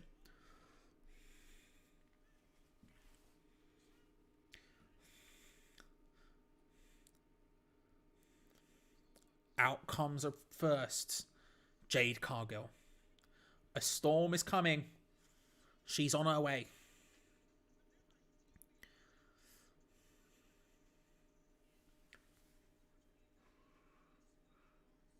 I mean, and Jade getting her first loss is a big deal. Hey, Melinda. Hope you're well. How are you? Hope you're good. Jade Cargill making her way to the ring. She's got a cape today. She's got a cape and this sort of headgear, which I can't... It looks Maleficent, maybe? I don't know. I can't recognize it and pin it exactly, but...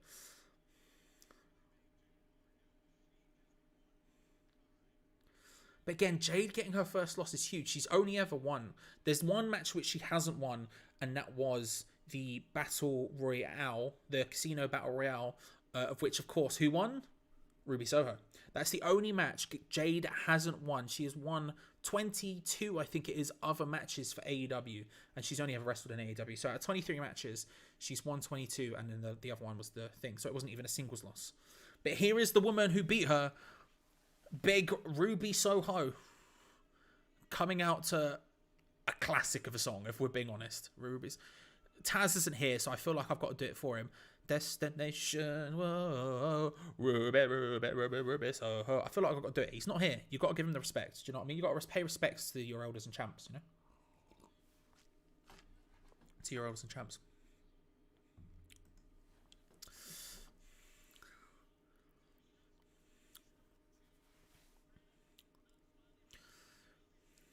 Ruby celebrating her way to the ring. She's got a jacket on her back that says God save the B word.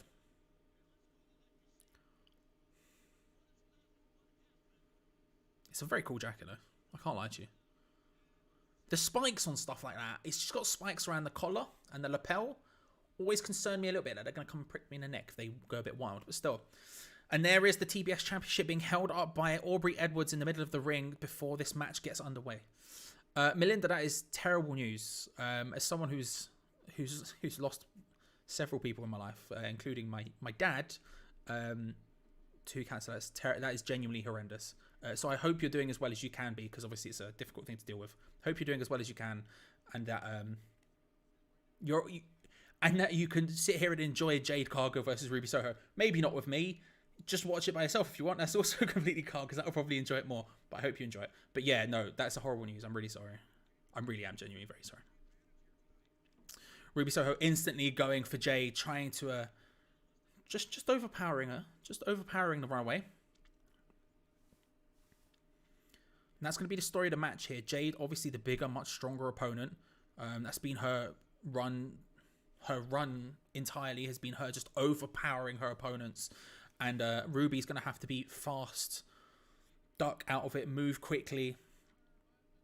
And she does send Jade over the top with a cheeky little dodge. Early doors, and then she's going for a suicide dive. Big shoulder barge instead knocks Jade back off the side of the ring, hits her with a big kick from the hardest part of the ring. And then a nice shotgun drop kick off the apron. And Jade escapes back into the ring as Ruby celebrates. Maybe a little premature on the celebrations. You want to get back in, and once you have Jade rocking, you want to get in there and just go straight to it. Don't waste any time here. This is someone who, again, has won 22 out of her 23 matches in her career, and that one was a loss in a battle royale, which of course Ruby Soho won. So you don't want to let this go. But a big elbow drop across the back from Jade Cargill from a standing position, making Ruby Soho pay for her celebrations beforehand.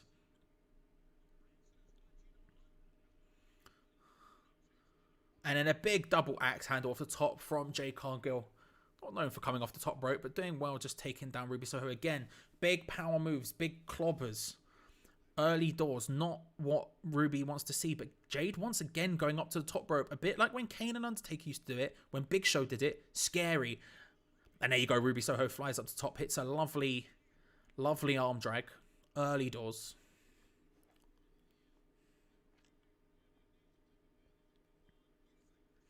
Oh, Mercedes Martinez, early doors coming out to try and influence the result here.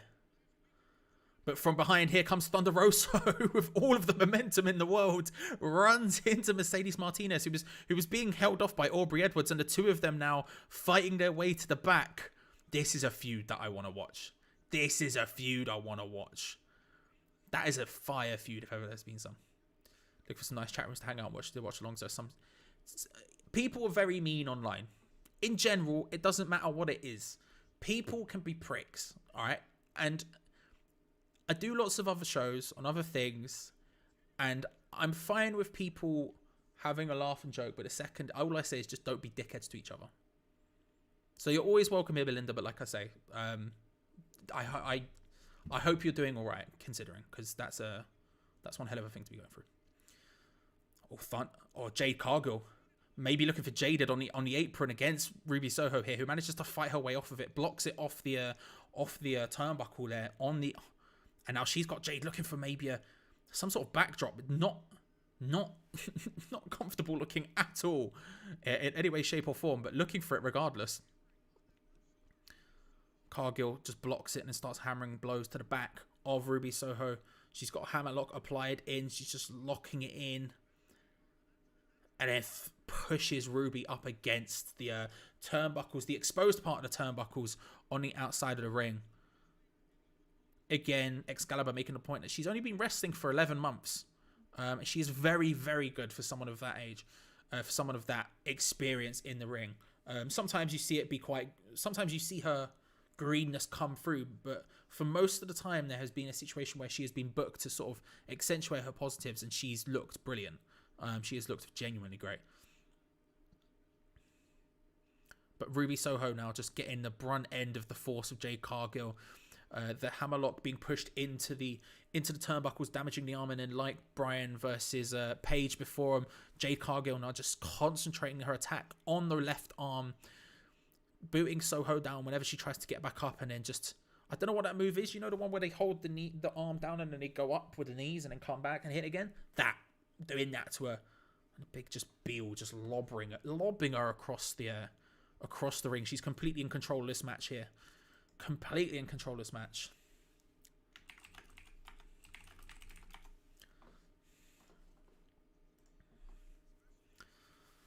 Jade Cargill taking a moment there to showboat, doing 5 press-ups while Soho was on the ground again.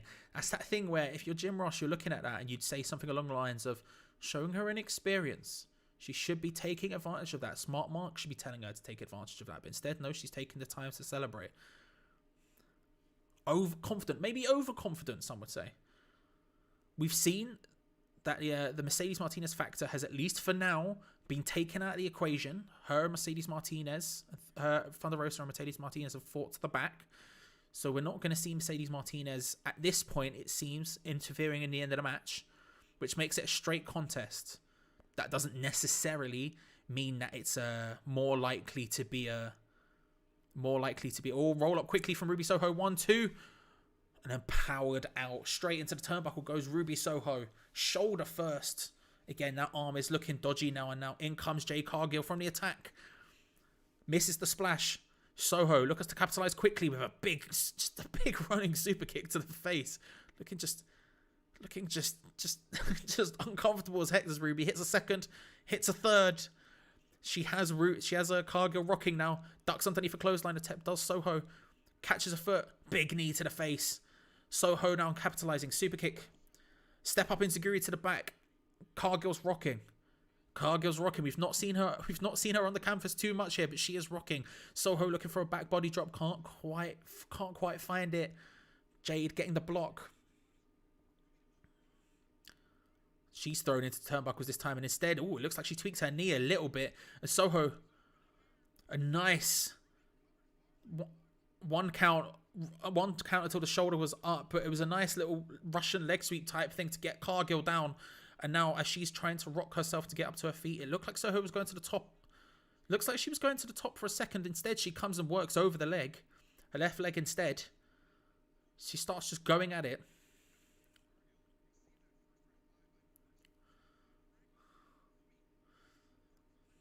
We're seeing another thing that wasn't yet to be announced, but it was announced on the show, is we're getting a sit-down interview with Serena Deeb and Jim Ross, which should be very good as well, because Serena Deeb is excellent. But Jade Cargill now has Ruby Soho up, and it's a shoulder breaker, a big shoulder breaker from the elevated position, and then a big pump kick. 1, 2 count. 2 count. Cargill showing some signs of frustration here, as Ruby Soho refuses to quit. That's been one of her characteristics in AEW so far, has been this just never say die attitude, and Jade's going to have to do significantly more than that to keep the runaway down. Into the ropes goes Ruby Soho. Just Cargill just absolutely gets her up into the fireman carry position. Ruby rolls out of it looking for a sunset flip. Cargill just pulls her straight back up, forces her back up. A big forearm though from Ruby Soho, who once again looking for that Saito suplex backdrop style thing, which Cargill blocks several times before just brute forcing her way out of it. But Soho pulls her back. Hits it. Big Saito suplex is hit. 1, 2. 2 count. 2 count. Now Smart Mark Sterling's on the apron, distracting Aubrey Edwards, who sends him to the outside for distractions. She gives the old wind up and then a spin and then the point. You love to see it. You love to see it. But Ruby Soho is enjoying that too much. Cargill has Ruby up for the Jaded. Oh, it's a nice roll through. 1. Oh, kick out of 2. Kick out of 2 from the Jaded. But a lovely no future. Has her rocking. She's down. 1, 2. Oh, 2 count. Incredibly close. I thought that was 3. It was it.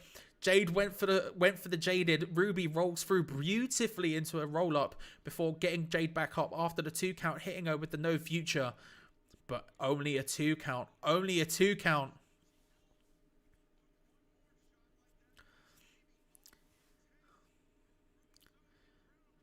You're looking at it and saying if either of these people can hit their finishes at this point, Ruby's obviously just hit a no future. If either of these people hit it, this match will be done.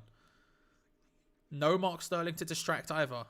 Big boot, early doors from Jade Cargill, looking to trying to go for Jaded again. Ruby rolls forward, similarly to how she just did. 1, 2, kick out. Can't quite get in there, and Ruby Soho now has Jade in the corner, and she's just firing chops and punches at that bitch, so to speak. I'm not going to use her term. She can do it. Now Ruby trying to muscle Cargill up to the top rope, in which she does. But the counter from Jade, just huge right hands from the top turnbuckle down onto the stood still Ruby Soho, who bounces up to the top, looking once again for that arm drag. Blocked by Cargill, who's looking for a Jaded off the mid-second rope. Cargill, if she hits this is over.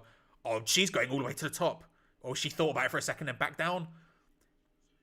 Jaded off the second rope. 1, this is it. 2, 3, Jade Cargill is your inaugural TBS champion. And she did it without a huge amount of distractions. Obviously, Mercedes Martinez did come out at one point, but Thunder Rosa chased it to the back. Mark Sterling did get up on the ring, and that was maybe the most that was going to happen. But he got sent to the back by Aubrey Edwards. Instead, Jade Cargill fights her way to the championship with a big old Jaded from the second ropes. Looked like she went for the third rope for a second before decided against it, which is probably fair because that would have been a terrifying move to complete. But a second rope Jaded is what it took to put away Ruby Soho. It's done. Jade Cargill is the inaugural TBS champion. Big.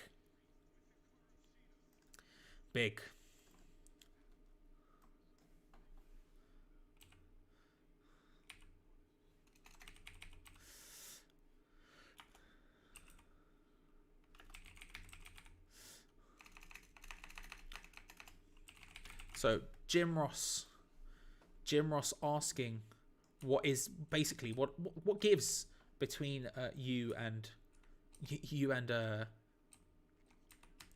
Shida. Deep said she wanted to wrestle her. She wanted to just have a fair fight. But now after Hikaru cheated and whatnot, now she just wants to hurt her. Now she just wants to batter her and claim her spot. Jim says there's something that clearly bugs you about Hikaru Shida.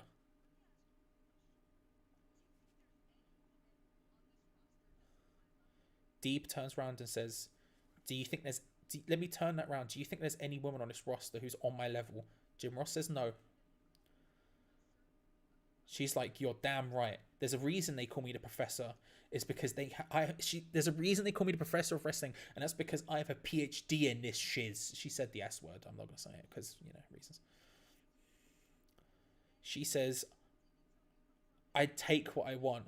I walked into Tony Khan's office, and I demanded a match with you on Dynamite next week." She said, "I'm gonna take." It's a good promo. She's very good as Serena. She says she's going to take 17 years of frustration out on your backside and you will not be walking around on your own. Again, another very good promo from Serena Deeb. Serena Deeb, she's just very good, isn't she? She's just very good. Coming up next is Malakai Black versus Bryan Pillman Jr. After the break, we have just over half an hour of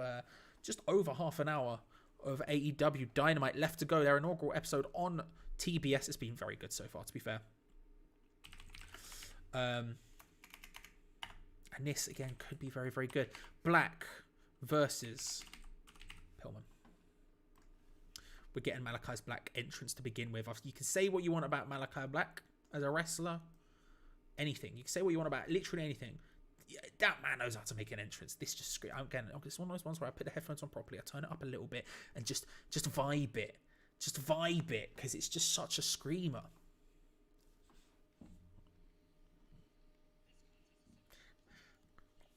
I don't know what this song is. I need to look it up because it's just big.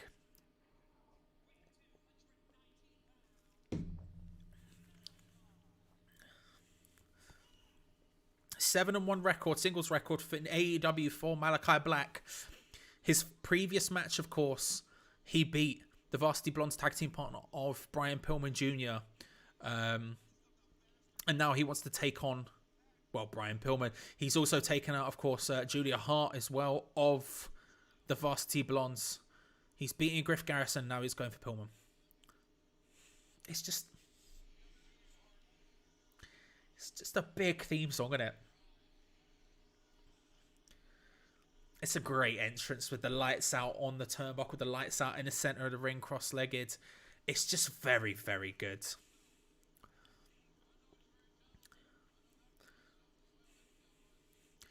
Of course, we've been getting teasers at the moment for the House of Black.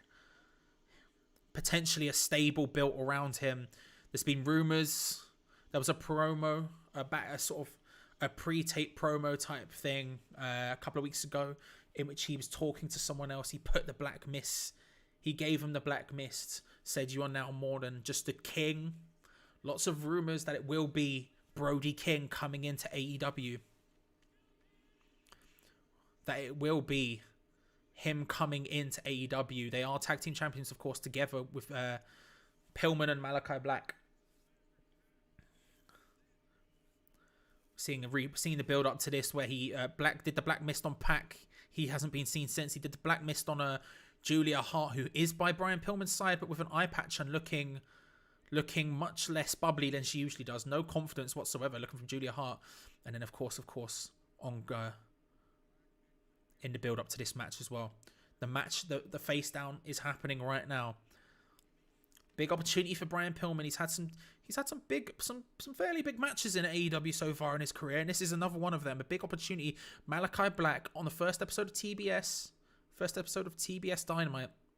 Lots of eyes going to be on this. Malakai Black, of course, known to WWE fans. It's a big opportunity for him.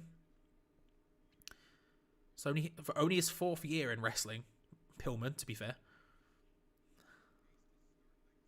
And he gets the better of Black in the opening exchanges, forcing him up against the ropes, and then just looking for a clean break off Rick Snock. He does the little pat, but a Black Mass attempt from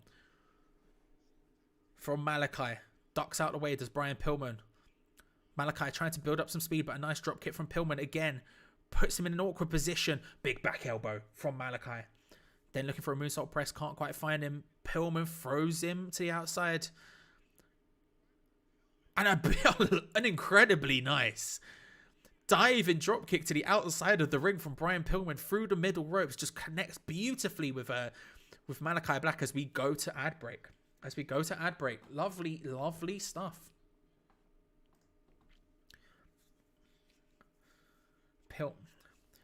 Pillman looking for the slingshot off the top rope, but a big boot by Malakai Black just takes him out, takes him well and truly out, and now they're outside of the ring, and Malakai is taking advantage, turning this match round. If you haven't already, make sure to subscribe, like the video, all of that good stuff. I do watch-alongs this week. I've already did Raw. We did WWE Day 1. We'll, of course, be doing SmackDown on Rampage on Friday, and then the Battle of the Belts for AEW on Saturday as well. And that's the goal, a wrestling video every day on this channel. So make sure, if you haven't, to subscribe and like the video. I would genuinely, massively, massively appreciate it. Trying to build something. In the building stages, Malakai just working over Pillman on the outside of the ring, taking it to him, hammerlock drops on the outside of the ring, just putting it on him, putting him on him. Is we yet to see fully what the effects of maybe the Black Mist will be. Like, if you get hit by the Black Mist, are you being inducted into the House of Black? So, for example, if Pillman gets hit by the Black Mist after this match or something like that, will the Varsity Blondes become members of the House of Black? You know, Julia Hart is outside the ring. She has the eye patch on from the time she got hit with it. And she doesn't look the same by any stretch of the imagination. She doesn't look like the same bubbly self.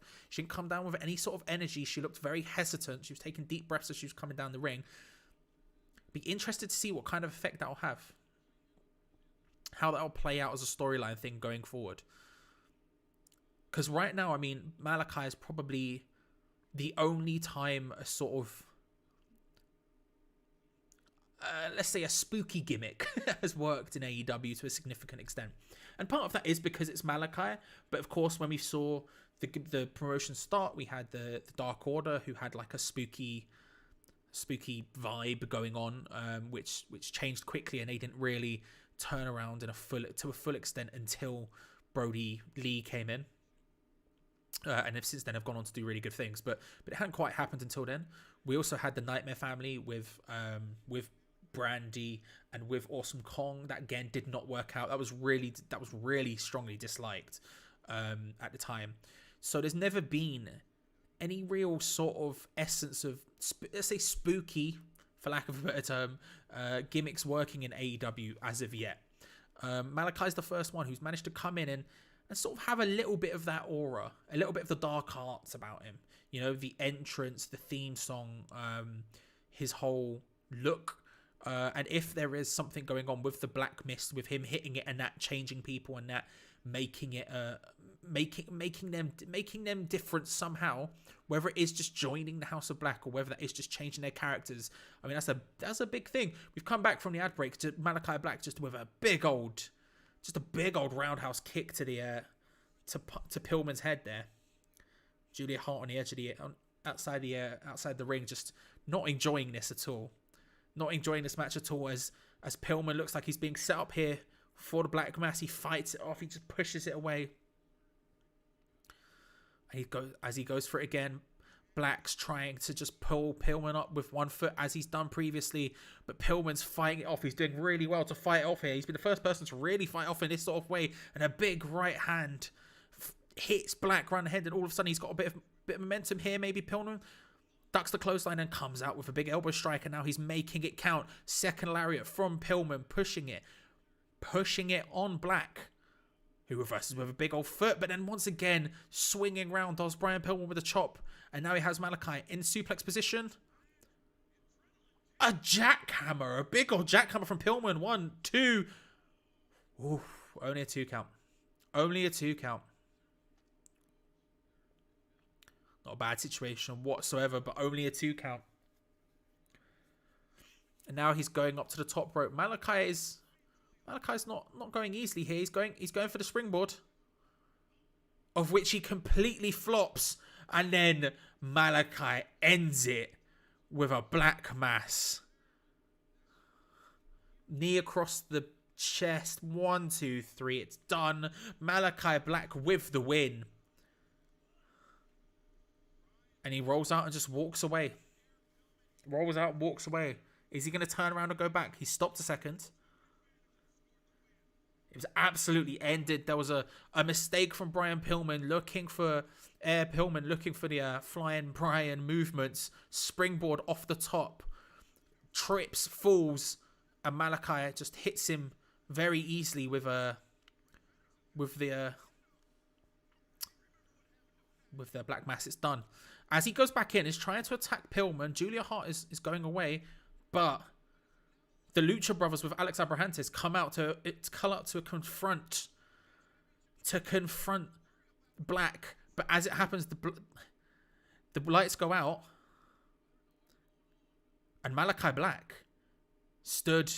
They've swapped places. The Lucha Brothers and Alex Abrahantes are in the ring, and Malakai Black was stood where they were and has escaped. The Lucha Brothers have come to help Bryan Pillman and Julia Hart. Again, they know what it's like. They've seen it happen to Pac, who's disappeared since. And there we go. Soho interviewed in the back.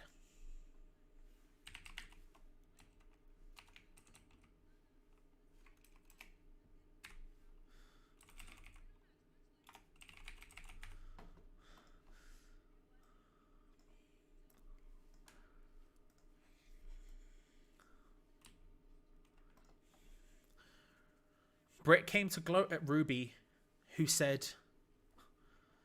Britt came to gloat saying, you can't beat anyone. You can't win the big matches. Ruby says, you can chat. You can't win without the help of these two, pointing at Hater and Reba and saying, in fact, you've never even beaten Riho, who you're facing today. So why don't you just go and do that and leave me alone? And now Britt, Hater, and Reba taking advantage of Soho, beating her up. Riho comes and starts attacking Britt Baker. Referee pulls everyone apart. This is, of course, for Battle of the Belts on Saturday. That's going down. That's not today. Tony Khan has officially confirmed Adam Cole versus Jake Atlas will take place on Rampage alongside Daniel Garcia and 2.0 versus Eddie Kingston, Santana, and Ortiz. And then, in a very exciting match the crowd popped for, Hook has been sent, and he will take on Aaron Solo of the Factory with QT Marshall.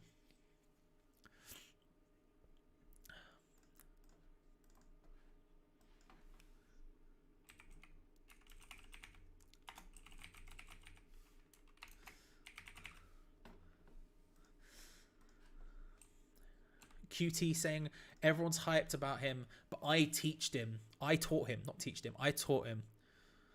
Said that I don't know why he was such a bad trainer, because his dad's such a pleasure to be around.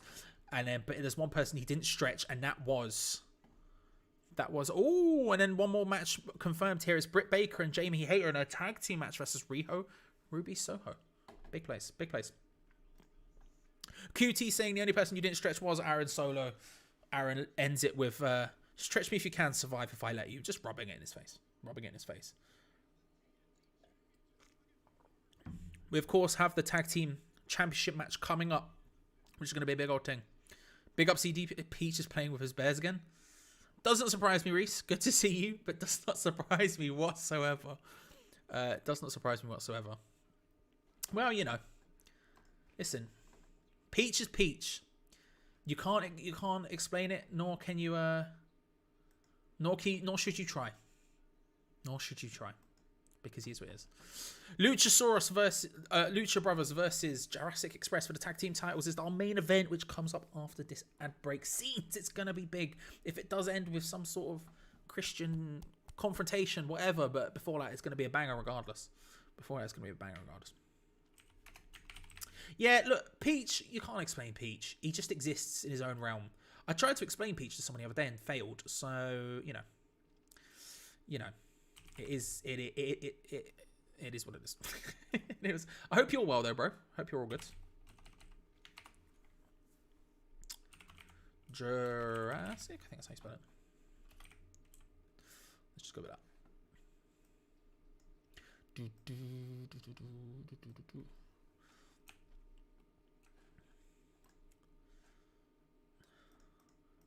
I hope we do see Pac team up with like Brody King coming in with Malakai would be sick, but I really do hope we see Pac in that as well, because Pac and that would just be such a sick stable. Pac, Malakai, and flipping Brody King. If Brody King does come in, that would be... My goodness me. My goodness me.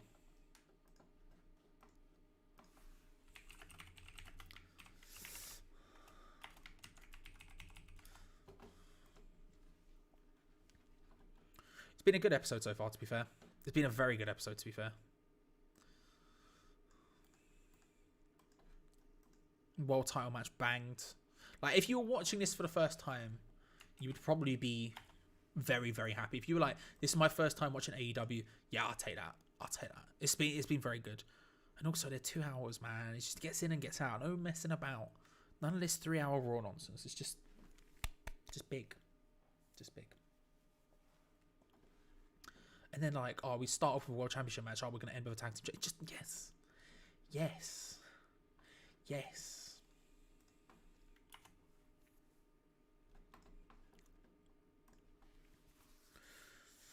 This is the revolution. It's got to be Lucha Brothers taking it. Lucha Brothers tag team title reign is not done yet. There's no way it's done yet. It could, like, again, some shenanigans with Christian, I guess, whatever. Maybe he does a DQ or something. I don't know. I feel like ending it on a shenanigans would be a difficult thing. If this match was earlier in the night, then I could maybe see some form of shenanigans happening, right? If this was earlier in the night, I could see that.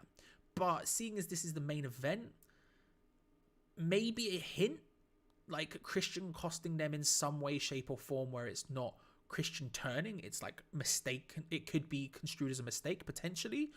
But outside of that, it has to be Lucha Brothers. There's no way Jurassic Express are winning this. It's not the time for Lucha Brothers to lose it yet.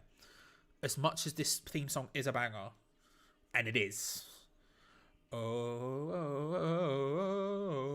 Again, you got to give him the respect. Taz isn't here. Someone has to sing badly, and it's going to be me.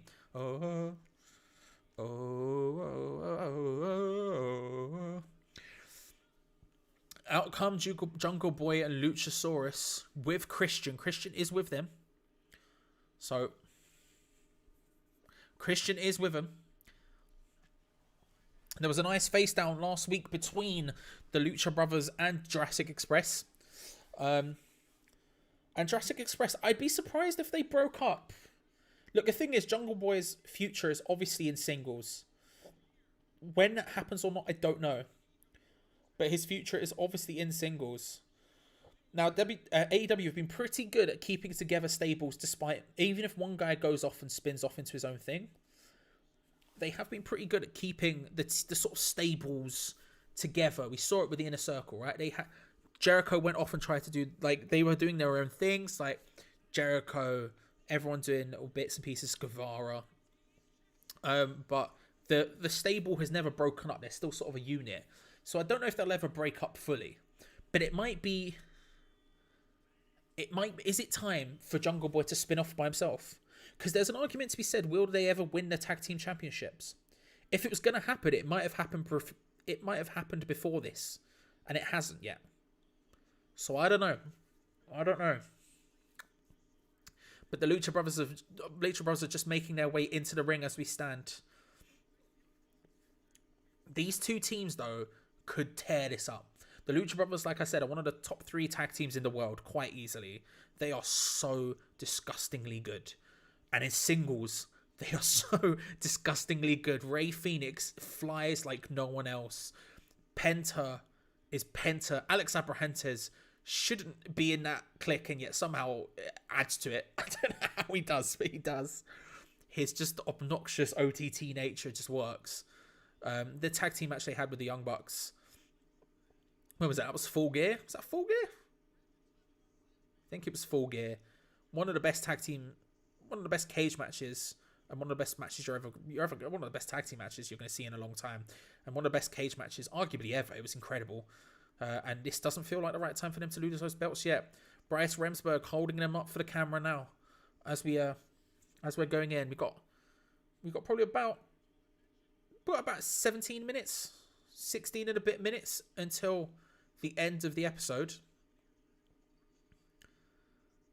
You imagine this is going to go relatively quickly, but here we go. Jungle Boy and Fénix are getting us underway in this tag team title match. It is the Lucha Brothers versus Jurassic Express in the main event of Dynamite.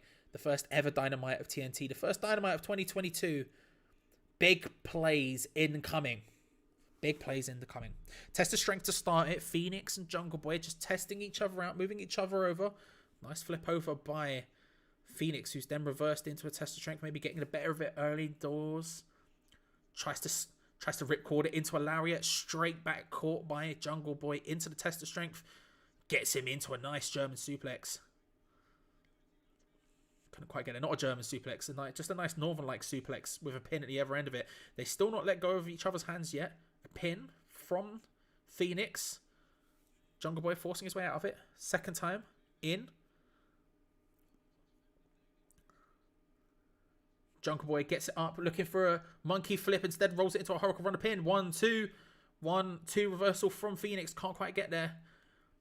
Early stages, good encounters, good reversals. Very evenly matched in the early stages of this. Phoenix, oh nice! Phoenix just launches Jungle Boy towards the ropes, and as Jungle Boy goes to bounce off, Phoenix meets him with a drop kick very early. Good work, big plays. And in comes Penta El Cero Miedo. He's got his Joker outfit on, and they looked for a double back body drop, but instead it was a nice reversal by Jungle Boy, and in comes Luchasaurus. Luchasaurus stepping up against Penta, all four men just booting each other at this point, leaving just Penta and Luchasaurus stood in the middle of the ring looking at each other. Penta asking for some silence as he goes for a big Zero Miedo. He takes the glove off. Off comes the glove. He turns, launches it towards Alex Abrahantes, who catches it. Good work, good teamwork there. And here it comes. Zero Miedo straight to the face of Luchasaurus. Look for a lariat. Ducked underneath it. Did Penta tries to chop him, and Luchasaurus unmoved. Penta just hammering in some chops right now, trying to beat up Luchasaurus, which isn't a good thing to do. All four men now flying at each other. Super kicks and thrust kicks all over the shop. Phoenix pointing to the ropes. He has Jungle Boy. Oh, Jungle Boy now with both the Lucha Bros in their hands. Bounces off the ropes in what could only be described as a Phoenix style, but caught once again by Phoenix. Stopped him. Now Luchasaurus getting involved. All four men holding each other's hands. Maybe Phoenix and Jungle Boy going for a double arm drag here. Both up, off the ropes. Bounce. Moonsaults a double arm drag. 2 kip-ups from Penta. Sorry, from Phoenix and Jungle Boy. Before Luchasaurus takes advantage, it just ends that shenanigans. He just ends it, a double clothesline, takes out both the Lucha Bros, and he's the one left standing. Big movements in the early stages of this match.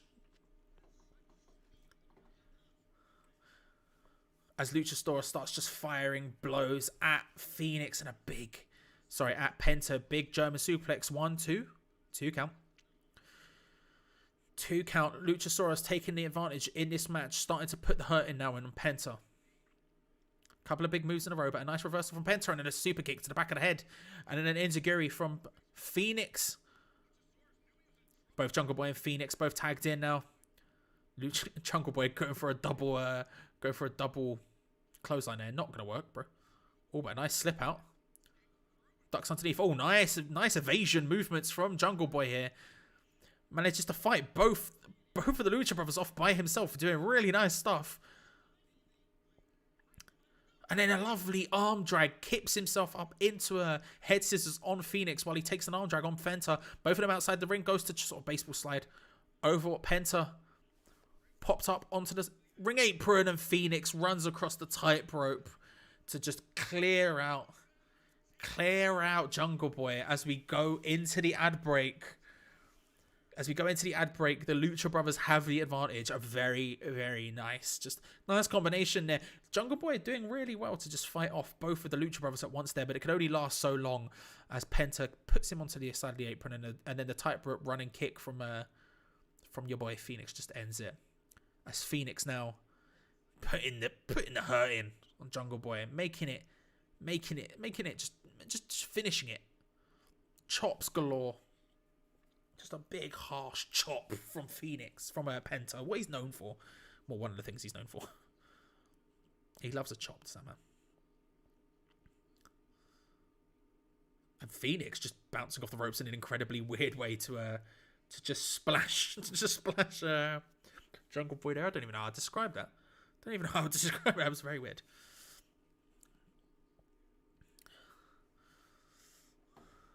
We've not seen the two men on the outside get involved yet. Alex Abrahantes and Christian have both let this match go. Neither really made any big moves or anything. Oh, nice! The was up position from Phoenix as Penta flies off the top. There was a sort of basement drop kick to the butt. Jungle Boy.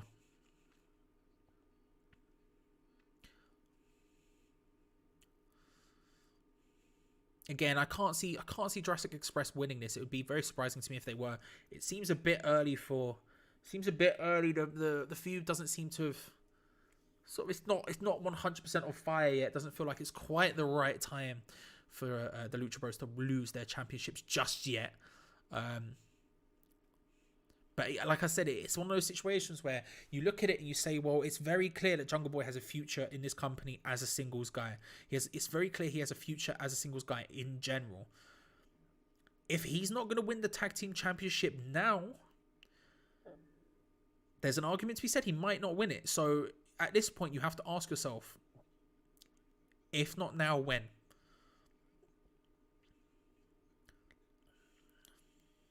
So we'll see.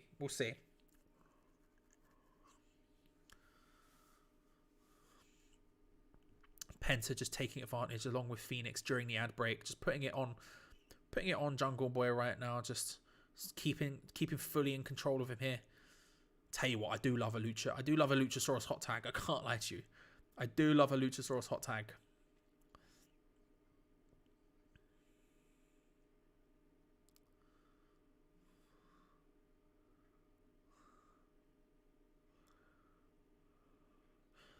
And we're back as future. We're back in the main event. Oh, Phoenix looking for the springboard kick. Can't quite find it. Luchasaurus reaching for the tag from Jungle Boy. A nice comeback lariat from Jungle Boy. And all of a sudden a hot tag could be possible. Phoenix quickly tags in Penta as Jungle Boy tries to just crawl his way across to the ropes. Can't quite make it happen. Big clothesline from Penta, swing and a miss, and in comes Luchasaurus. Instant double chop block.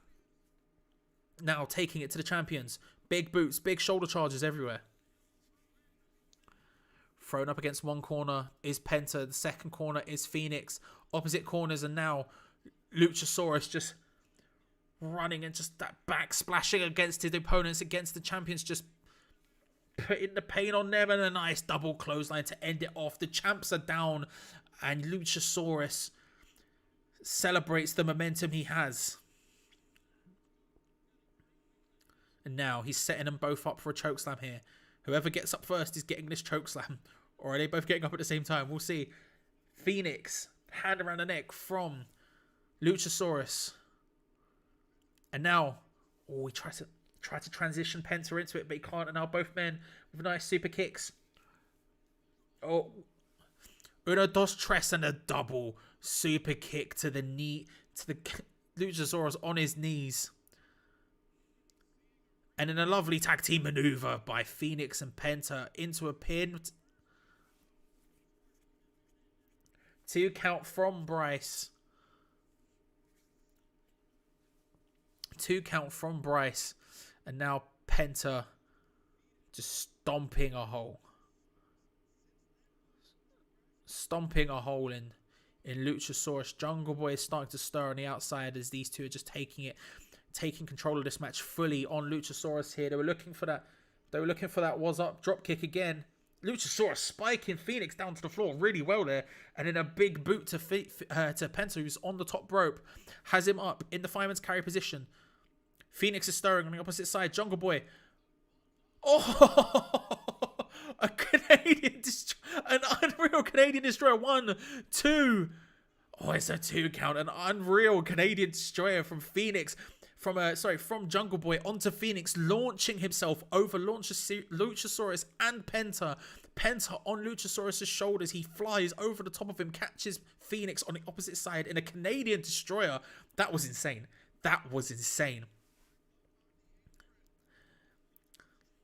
And in comes the legal man now, Jungle Boy, to try and finish this game off. They were looking for the finisher. Can't quite manage it.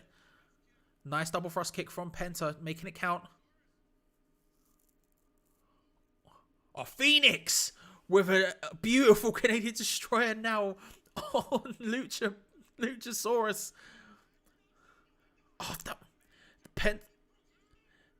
Oh, a 2 count. I couldn't speak for a second there. A massive, massive move off your boy Penta. Hits that sort of that pump handle. I don't know what it's called. I can never remember what it's called, but that pump handle pile driver thing, package pile driver thing he does. That's sick. I think it's called Made in Japan, they're saying. I think that's what it's called. But now, the Lucha Brothers, who were completely in control of this match, they were looking for the finisher. The lights have gone out. The lights went out and nothing happened. The lights have come back on, but the Lucha Brothers no longer have complete control of this match. They no longer have complete control of this match. But Phoenix and Penta looking for the package power driver combo off the top ropes onto the apron, but it doesn't quite work. Step up into Guri by Penta. And now they have Jungle Boy once again in that position. Phoenix beautifully jumps over it. This is a really dangerous position for Jungle Boy. A pile driver, a double underhook pile driver assisted by the top rope from Penta, puts it on. This is it. This has to be over. There is the combination fear factor from the Lucha Brothers. 1, 2. Incredibly, Jungle Boy kicks out. I have no idea how he's managed to do that. Unbelievably, Jungle Boy has kicked out after 2 huge moves. A pile driver on the edge of the ring, followed by a combination fear factor off the top rope, and he kicks out. And now Alex Abrahantes on the edge of the ring. He's calling for the table. He wants the table to be used. Christian's coming across. He says no. Alex Abrahantes now being chased away by Christian Cage. That was a huge... How Jungle Boy managed to get out of that, I have no idea. Phoenix was saying to Alex Abrahantes, no, we don't want to use the table, but now they're looking at maybe using it. Big chop from Phoenix. Just going to Luchasaurus on the edge. They're on the edge, hardest part of the ring now. And a super kick from Penta. Luchasaurus is rocking. He's over the table here. A second super kick. Looking for a third. And if he does, he goes through this table. Good block by... A good block and then a headbutt from Luchasaurus stops him from going out. But Phoenix launches himself over. Caught. Choke slam, and Phoenix goes through the table. All of a sudden, this is a huge opportunity for Jungle Boy. Luchasaurus, Jurassic Express, Jungle Boy. They need to capitalize off this. A huge jumping choke slam off the apron through the ring. Phoenix and listen. Let's be real. Phoenix is done out here. Phoenix is done.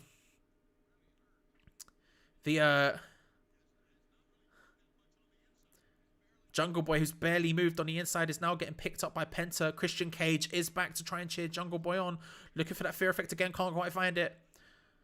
Jungle Boy reverses. Looking. Oh. Who's looking for the kill switch. Couldn't quite find it. But now looking for Made in Japan. Rolled through. 1, 2, 3. Oh, he's done it. He's done it. Jungle Boy almost as shocked as I am. Jurassic Express have done it. They are the new AEW World Tag Team Champions. I can't believe they've done it.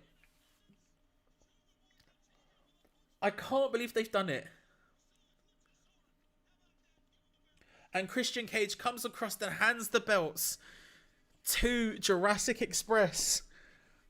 I said if they weren't going to win it now, when would it be? And the answer is now. Incredible showing from Jungle Boy. How he managed to survive that, I'll never know. Put a massive choke slam through the table on the outside from Luchasaurus to Phoenix. Just takes him out. And then as Penta is looking for that Made in Japan once more, you get a roll through. It's done. It's over. Jungle Boy and Luchasaurus have done it. Jurassic Express are the new AEW World Tag Team Champions. Insane. Brilliant stuff.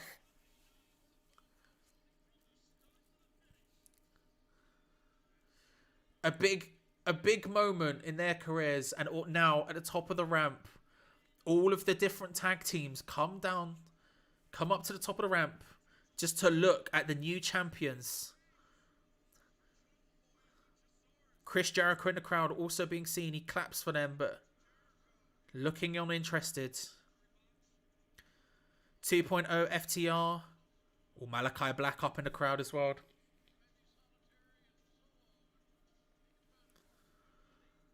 Lots of people looking on at this, including Red Dragon, the Gun Club, the Acclaimed, FTR, 2.0,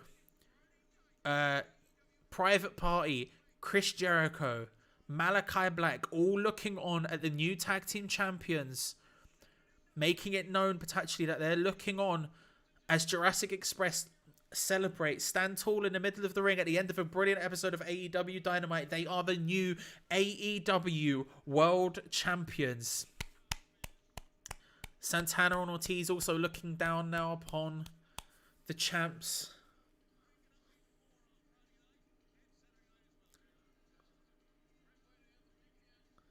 A lot of people lining up to take these boys' belts.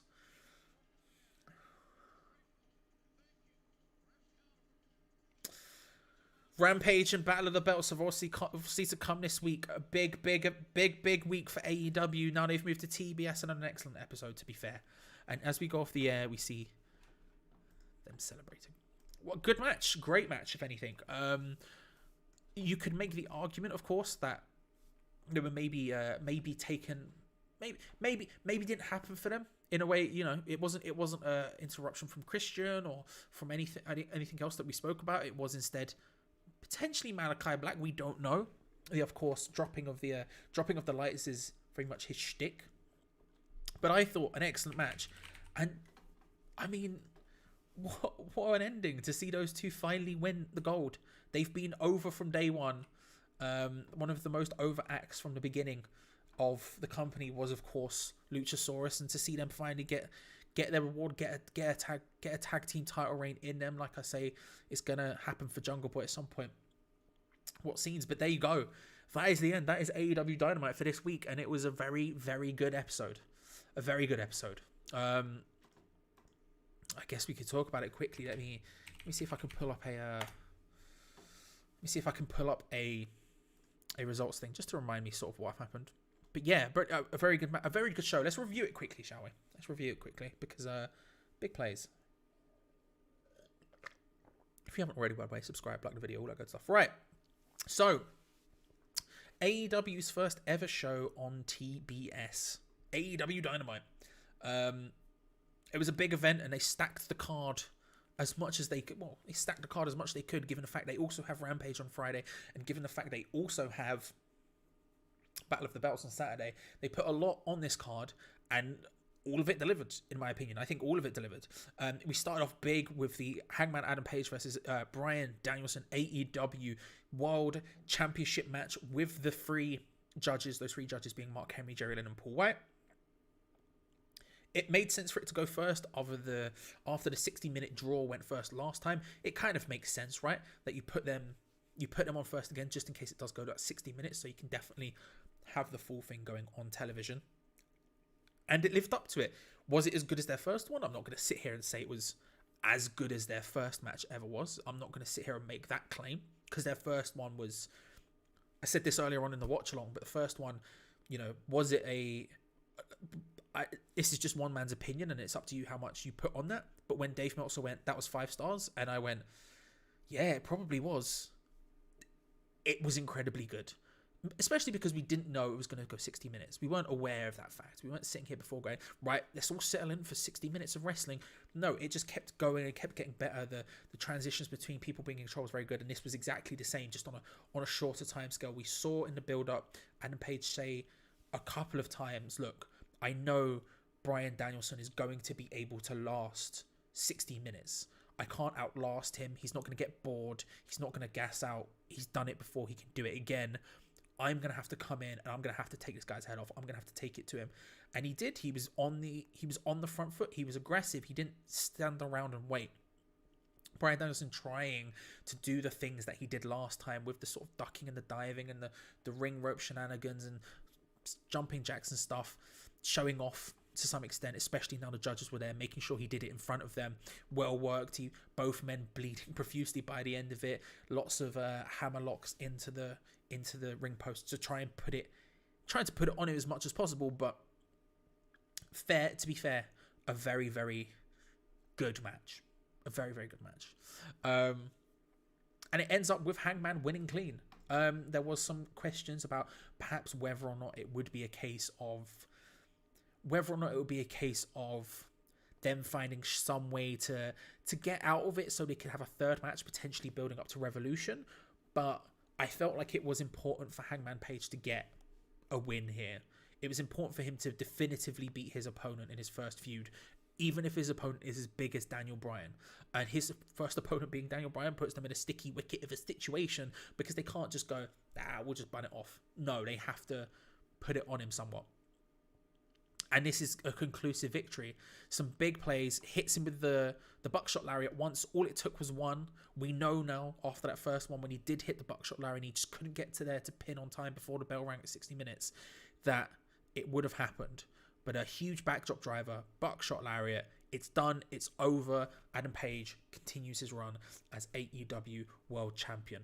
First victory, first dub for the champ, chalked up now. And a huge statement win over Bryan Danielson. I mean, what more can you want from that? There's big place.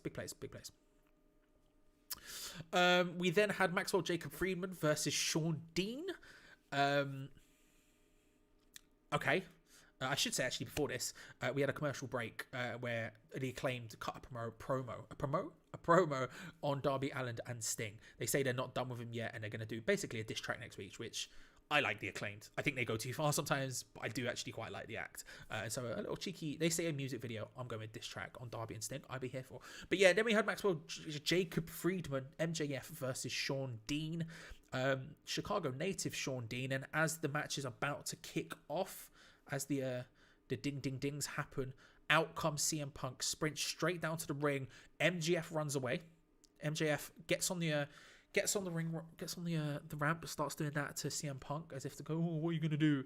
CM Punk then turns around, hits a go to sleep on Sean Dean, and just when you think what the hell was going on here, Sean Dean's won via disqualification. Maxwell Jacob Friedman's first loss in a long time. I think in singles matches he was undefeated in 15 or something like that before this. He gets his loss due to a disqualification because CM Punk attacked his opponent, and then we get a really nice, the first sort of full-on, full-force promo battle between the two, trading blows. Well, we had one a couple of weeks ago, of course, where they were trading barbs in ring, but this is the second one of those, and this is the first time for me where this is really heated up in a big way. When it happened before and this was the way they were going, and the first promo battle was good. The first promo battle was very good, but I was like, okay, Punk versus Dean, we'll get some nice collisions and whatnot. That'll be fun. Not sorry, Punk versus Dean. Punk versus MJF, we'll get some nice collisions, some nice promo battles, whatever.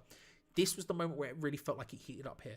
Punk gets on the mic and says, this is going to happen every time you have a match until you step into the ring with me. I will come out and I will make sure you lose via disqualification until we can actually have this fight. MJF replies by saying, everything you say is fake. And says that CM says he was done and now he's right back where he started. he might have everyone else convinced, but he's not convinced. He knows the truth. And without MGF, he's nothing. He says, I made you. You need me. I'm keeping you relevant, essentially. Then they go back and forth a little bit between MJF and MJF says, it seems to me every time I compare myself to Roddy Piper, that bugs you. Is it because you think you're Roddy Piper? Because Roddy Piper was good enough to main event WrestleMania. And a good bar, a good line. We can all agree. I thought that was a decent one. To which Punk says, where is it? Sorry, I'm just sort of scanning through because I'm trying to remember the exact order of the barbs, because there were some big old put downs here. Where is it? He says, that's it. MJF then goes, and if I'm not showing some proper respect now, maybe I'll go and I'll main event WrestleMania. Which is, of course, leading out every time MJF is on the mic at this point. He seems to remind everyone that his contract comes up in 2024 and all this other sort of stuff, and that WWE might come and get him and all this stuff, which is potentially true. Let's not beat around the bush. There is certainly a level of truth to that, but he does say it literally every single time he's on the mic. To which Punk says, you've done nothing but hide. You hid behind FT. You've hid away today. You've hid behind FTR. All I want to do is give you the beating that you deserve. But hey, if you think the grass is greener on the other side, then you can go main event night 4 of a buy one get one free Mania, and then get your ass released quicker than you last in bed. Which, again, good bars, big bars here going on. There's big barbs. MJF says, Punk says, all I wanted to do was beat you up, nothing else. So why don't you just come in here and we can have this? We could just have it out now. MJF ends up asking the crowd, is that what you want to see? Do you want to see MJF versus Punk? That's it. Fine. Next week, it's CM Punk versus Wardlow, and then he's off. He's off. He's done. A great little promo battle, and this is what I said, the first time it really felt real to me. I made a video a couple of months back, which will be in this corner now if I end up uploading this separately, which I probably will. I made a video a couple of months ago talking about CM Punk's 3 perfect opponents. Now he's in AEW. This was when he first debuted, and for me, he was on this list. MJF was on this list for exact reason. We knew the promos would be fire. We knew that promo battle would be fire, but also it would give Punk a good opportunity to work with a lot of different people. He can work his way through the pinnacle. Now it looks like it's going to be as simple as he takes on Wardlow, then he takes on Wardlow, and then he takes on MJF. Is this the moment where Wardlow has enough of MJF? This has been building for weeks now. We saw some more friction later on that we'll go into. It's been building to this point, but I thought it was a really good promo battle. And hey, Sean Dean gets a dub. Let's go, Sean. Come on, the boys. We have an ad break, and we come back, and it's Chris Jericho on the microphone. He, of course, he's speaking after his not interference, but a couple of weeks ago, last week, I think it was, on Dynamite, where he made his return after his beatdown at the hands of 2.0. 2.0 were putting the beating on Santana and Ortiz, his Inner Circle teammates, along with Eddie Kingston, the 3 of them, with Garcia, of course, and then Jericho came back to sort of even the odds. Now there was a moment where Eddie Kingston and Jericho were having a little shouting match. Of course, both men have been in some sort of stables with Santana and Ortiz, Proud and Powerful, before LAX. They've obviously been in sort of tag teams before, so there's some connection for both of them wanting to help Santana and Ortiz. And Eddie Kingston wasn't happy about this. They clashed about it. So this is the first time we've seen him since he comes down. I was expecting maybe him to talk about Eddie Kingston and what that means. And he says he didn't come to save Eddie Kingston. He came back to take on 2.0. Now, this promo is one of those ones where you can take it or you leave it. I enjoyed it for what it was. I thought it was pretty good. But it was, let me put it this way. How you look at this and you go, how did WWE lose 2.0? Because this was so WWE. And it's Chris Jericho. It's the way he is. He ends up he's calling one squarehead, he's calling the other one pinhead, he's getting the crowd to chant squarehead and pinhead and all that sort of stuff. And then out of nowhere, as they're being riled up, Jericho rolls out the ring, gets the bat, comes back in, and just basically starts threatening them. At this point, Daniel Garcia comes from behind, takes out Jericho. Then 2.0, well, sorry, actually tries to take out Jericho. Jericho hits him in the back. But then 2.0 start beating down on him, to which Kingston and Proud and Powerful come down and save the day and run them out of town. We then get the recap of Jake Atlas's debut on Dark and his incredible finisher on Serpentico before the announcement that he has signed full time. He is all elite. We knew this, I think, yesterday. I think this got announced on Twitter, but confirmation that he is all elite, which is a great signing. Jake Atlas is very, very good. To where we get a backstage promo with Adam Cole and Red Dragon, who recap what happened in their last match, saying it was beautiful. Adam Cole once again trying to sort of convince Red Dragon that the Young Bucks and them would be a really nice sort of power group, the 5 of them together. Hang on a sec.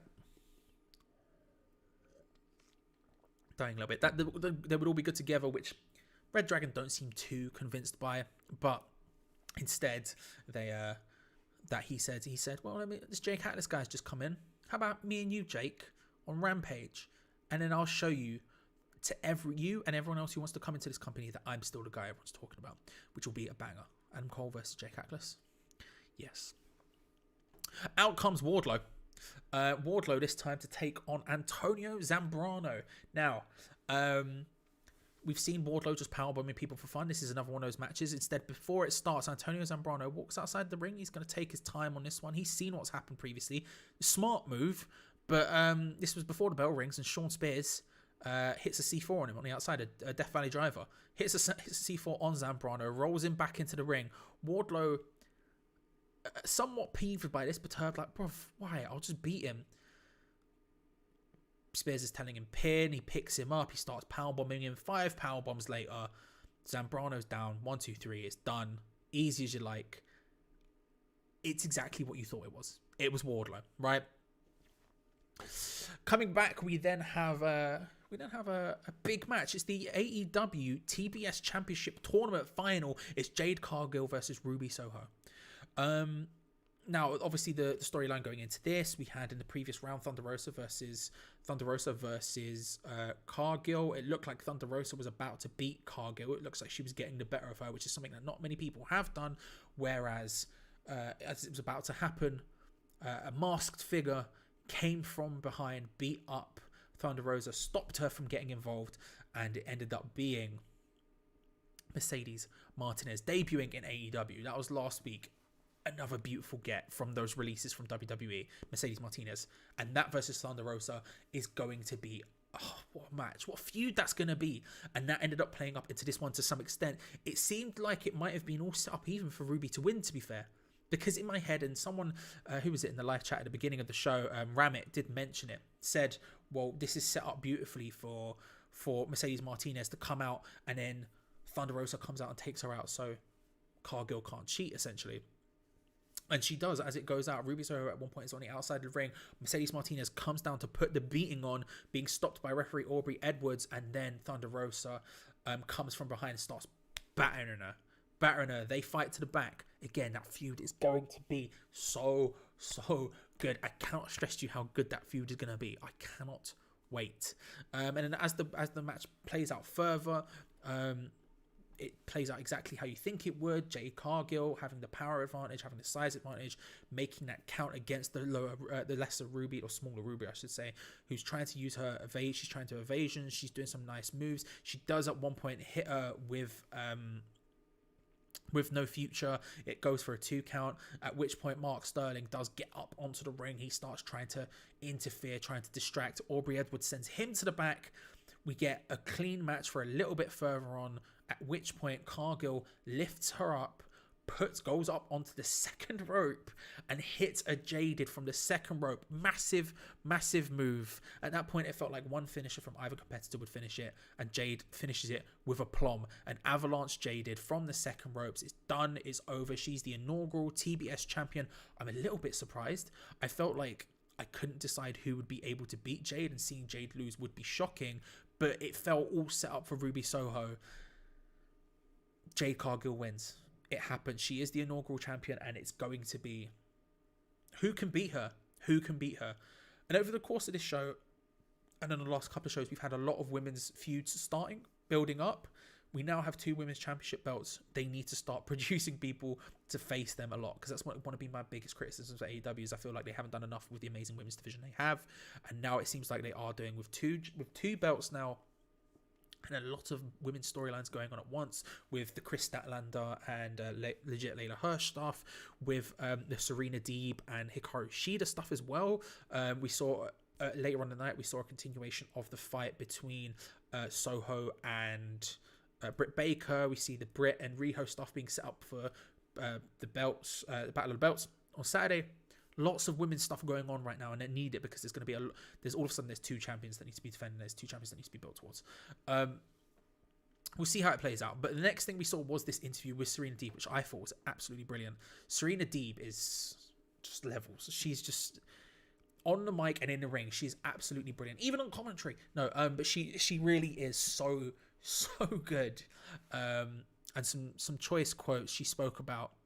She basically spoke about how she just wanted to have a match with Shida. She just wanted to have a good contest, a good bit of competition. But Shida cheated. This was, of course, after the roll-up victory that she had a couple of weeks ago. So now she just wants nothing to beat her up. And the end of her promo was just absolute fire. She said she's going to take 17 years of frustration and anger out on Shida's backside. She said ass, but she's backside.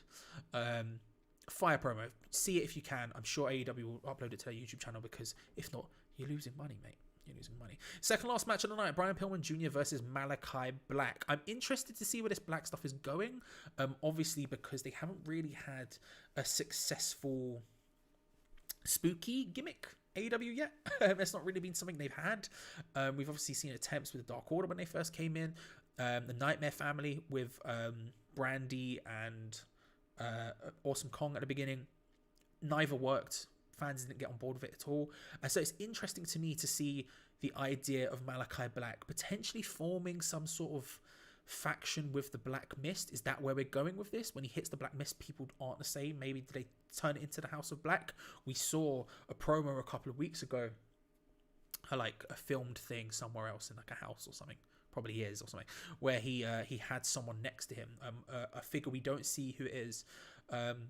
He gives him the Black Mist and says, "You are now more than a king." Potentially building to this House of Black storyline, this idea of him having a faction. Now, there's been rumors that that's Brody King, which would be incredibly hype. Brody King coming in now. He's done with Ring of Honor, of course. Now they're just done and dusted. Full stop. It would be awesome to see. It would be incredible to see that him come in at all. On top of that, it's one of those things where you go, okay, well, it could also be Pac. I mean, we know Pac's not been about for a while. He's been hit with the Black Mist by Malakai before. He calls himself the King of the Cruiserweights and all this other sort of stuff. It could be Pac, and that did play out further on in this idea of Pac and his boys being involved in Malakai to some extent. But we've also seen Malakai, of course, hitting the Black Mist on the Varsity Blondes, and here comes Bryan Pillman Jr., the last one to take him on. He's already beaten Griff Garrison to a pulp, essentially. He did the original Black Mask on Julia Hart. That was the first time. And when Julia Hart came to the ring here with Bryan Pillman, she didn't look super on it. She didn't look like she wanted to get involved, really. She looked like she was struggling a little bit. She was scared. She was tentative. She wasn't her usually bubbly self. And Bryan Pillman went for it. And it felt... This feud's been surprisingly well built. And I think Bryan Pillman's promo last week helped a lot in that. It felt fire.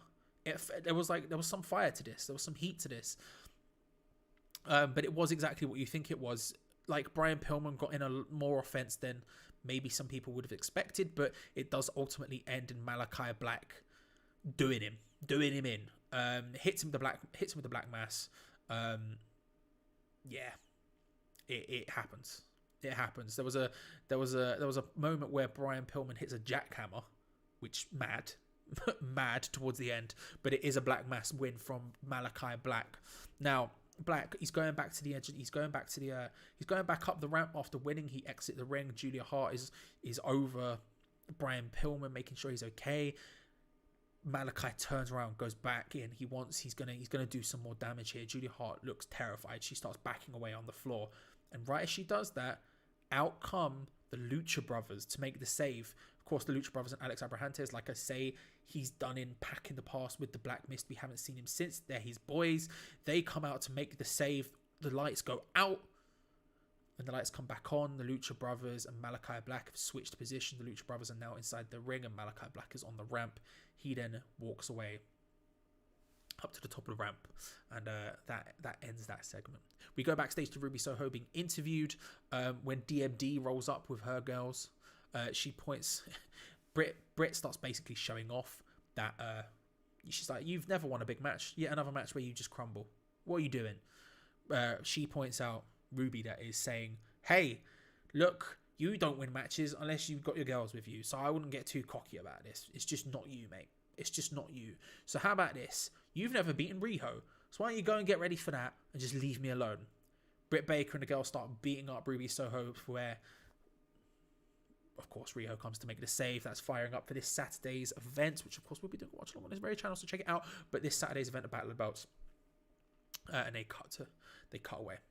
Commentary hypes up Rampage. We get a promo from QT Marshall and Aaron Solo, because on Rampage we are getting Aaron Solo versus Hook.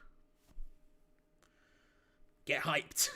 Get hyped. QT Marshall says, "Look, I trained him at the Nightmare Factory. All you lot going on about him, I trained him, and he was crap. He wasn't very good to train, which is weird because his dad's so nice to be around. And listen, he thinks he can stretch anyone. The only person he didn't stretch was this guy, Aaron Solo." Aaron Solo then says, basically, yeah. And it says, "Stretch me if you can. Survive if I let you." Here's what it is. And then we go to a break for our main event. The main event is Jurassic Express versus the Lucha Brothers for the AEW World Tag Team Championship. Again, a match where I was like, okay, Christian's involved in this. He's around. At some point, Christian's probably going to turn on Jurassic Express. He's going to cost them at some point. Is this it? I was listening to Bryan Alvarez this week talking about it, which made me interested. I was like, is this it? Is this where this is going to go? Turns out, no, that's not what happened. It was just a great match. It was just a really, really good match. Penta and Luchasaurus being power boys at each other. Phoenix and Jungle Boy being flippy boys at each other. Big moves left, right, and center. And then at one point, it looks like they're about to hit the what do you call it? The package pile driver Phoenix double stomp thing. They look like they're about to do that, and the lights go out. And you're like, oh. And again, there's been this tease of some tension between them and Malakai because of Pac and stuff like that. And the lights go out. Lights come back on. Nothing's happened. Nothing's happened. They're still in the ring. Nothing's happened. And they're like distracted. And they're like, right, okay. So then they go to start fighting again. At this point, they start putting the beating down once again on Jungle Boy. They're really getting to him here. And they hit an unbelievable pair of moves, right? They go for initially what happens is Penta. So Alex Abrahantes goes and grabs the table at ringside. He's pissed off at this point. He's like, well, look, we need to finish this, all right? We need to finish this. So he grabs the table where the timekeeper and the doctors are, pulls it to the side. To which point Phoenix is like, I don't know about this, but they go for it anyway. At which point Penta is beating down Jungle Boy on the edge of the apron, gets him up, say this is the ring post, gets his legs up like that, bang, hits a spike pile driver down on the hardest part of the ring, if you didn't know, rolls him into the ring, at which point gets him up for the package pile driver. Penta bounces off him, hits it, 1, 2, kick out. Jungle Boy kicks out 2 insanely big finishes in a row. Like, how? It felt like it should have ended it, but it didn't. At which point, Luchasaurus on the edge of the ring, fighting with Phoenix on the hardest part of the ring by the table. It looks like it might be about to happen. He might be about to manage to get Luchasaurus through it, and instead Luchasaurus locks on the chokeslam, hits him, jumps off through it. Both men go crashing through the table, and all of a sudden, on the video, you can rewind that back, and I say, this is a big opportunity now for Jungle Boy. He might be able to do this. Penta goes for the package pile driver, can't quite manage it, goes for the Made in Japan pump handle thing, roll through, 1, 2, 3. It's done. Jurassic Express are the new AEW World Tag Team Champions in a massive result, a shocking result. I could not see this happening, and yet they managed it and are the new tag team champions, and I'm so happy for them. I said during it, Jungle Boy's future is obviously as a singles competitor. He has a huge future as a singles competitor in this company. So if they don't win it now, when do they win it? And it would suck if they never ended up getting a dub, because they had such a huge opportunity here. And yet, it happened. They got the win. They celebrate in the ring. They get the titles. Christian brings them the titles. They all celebrate together.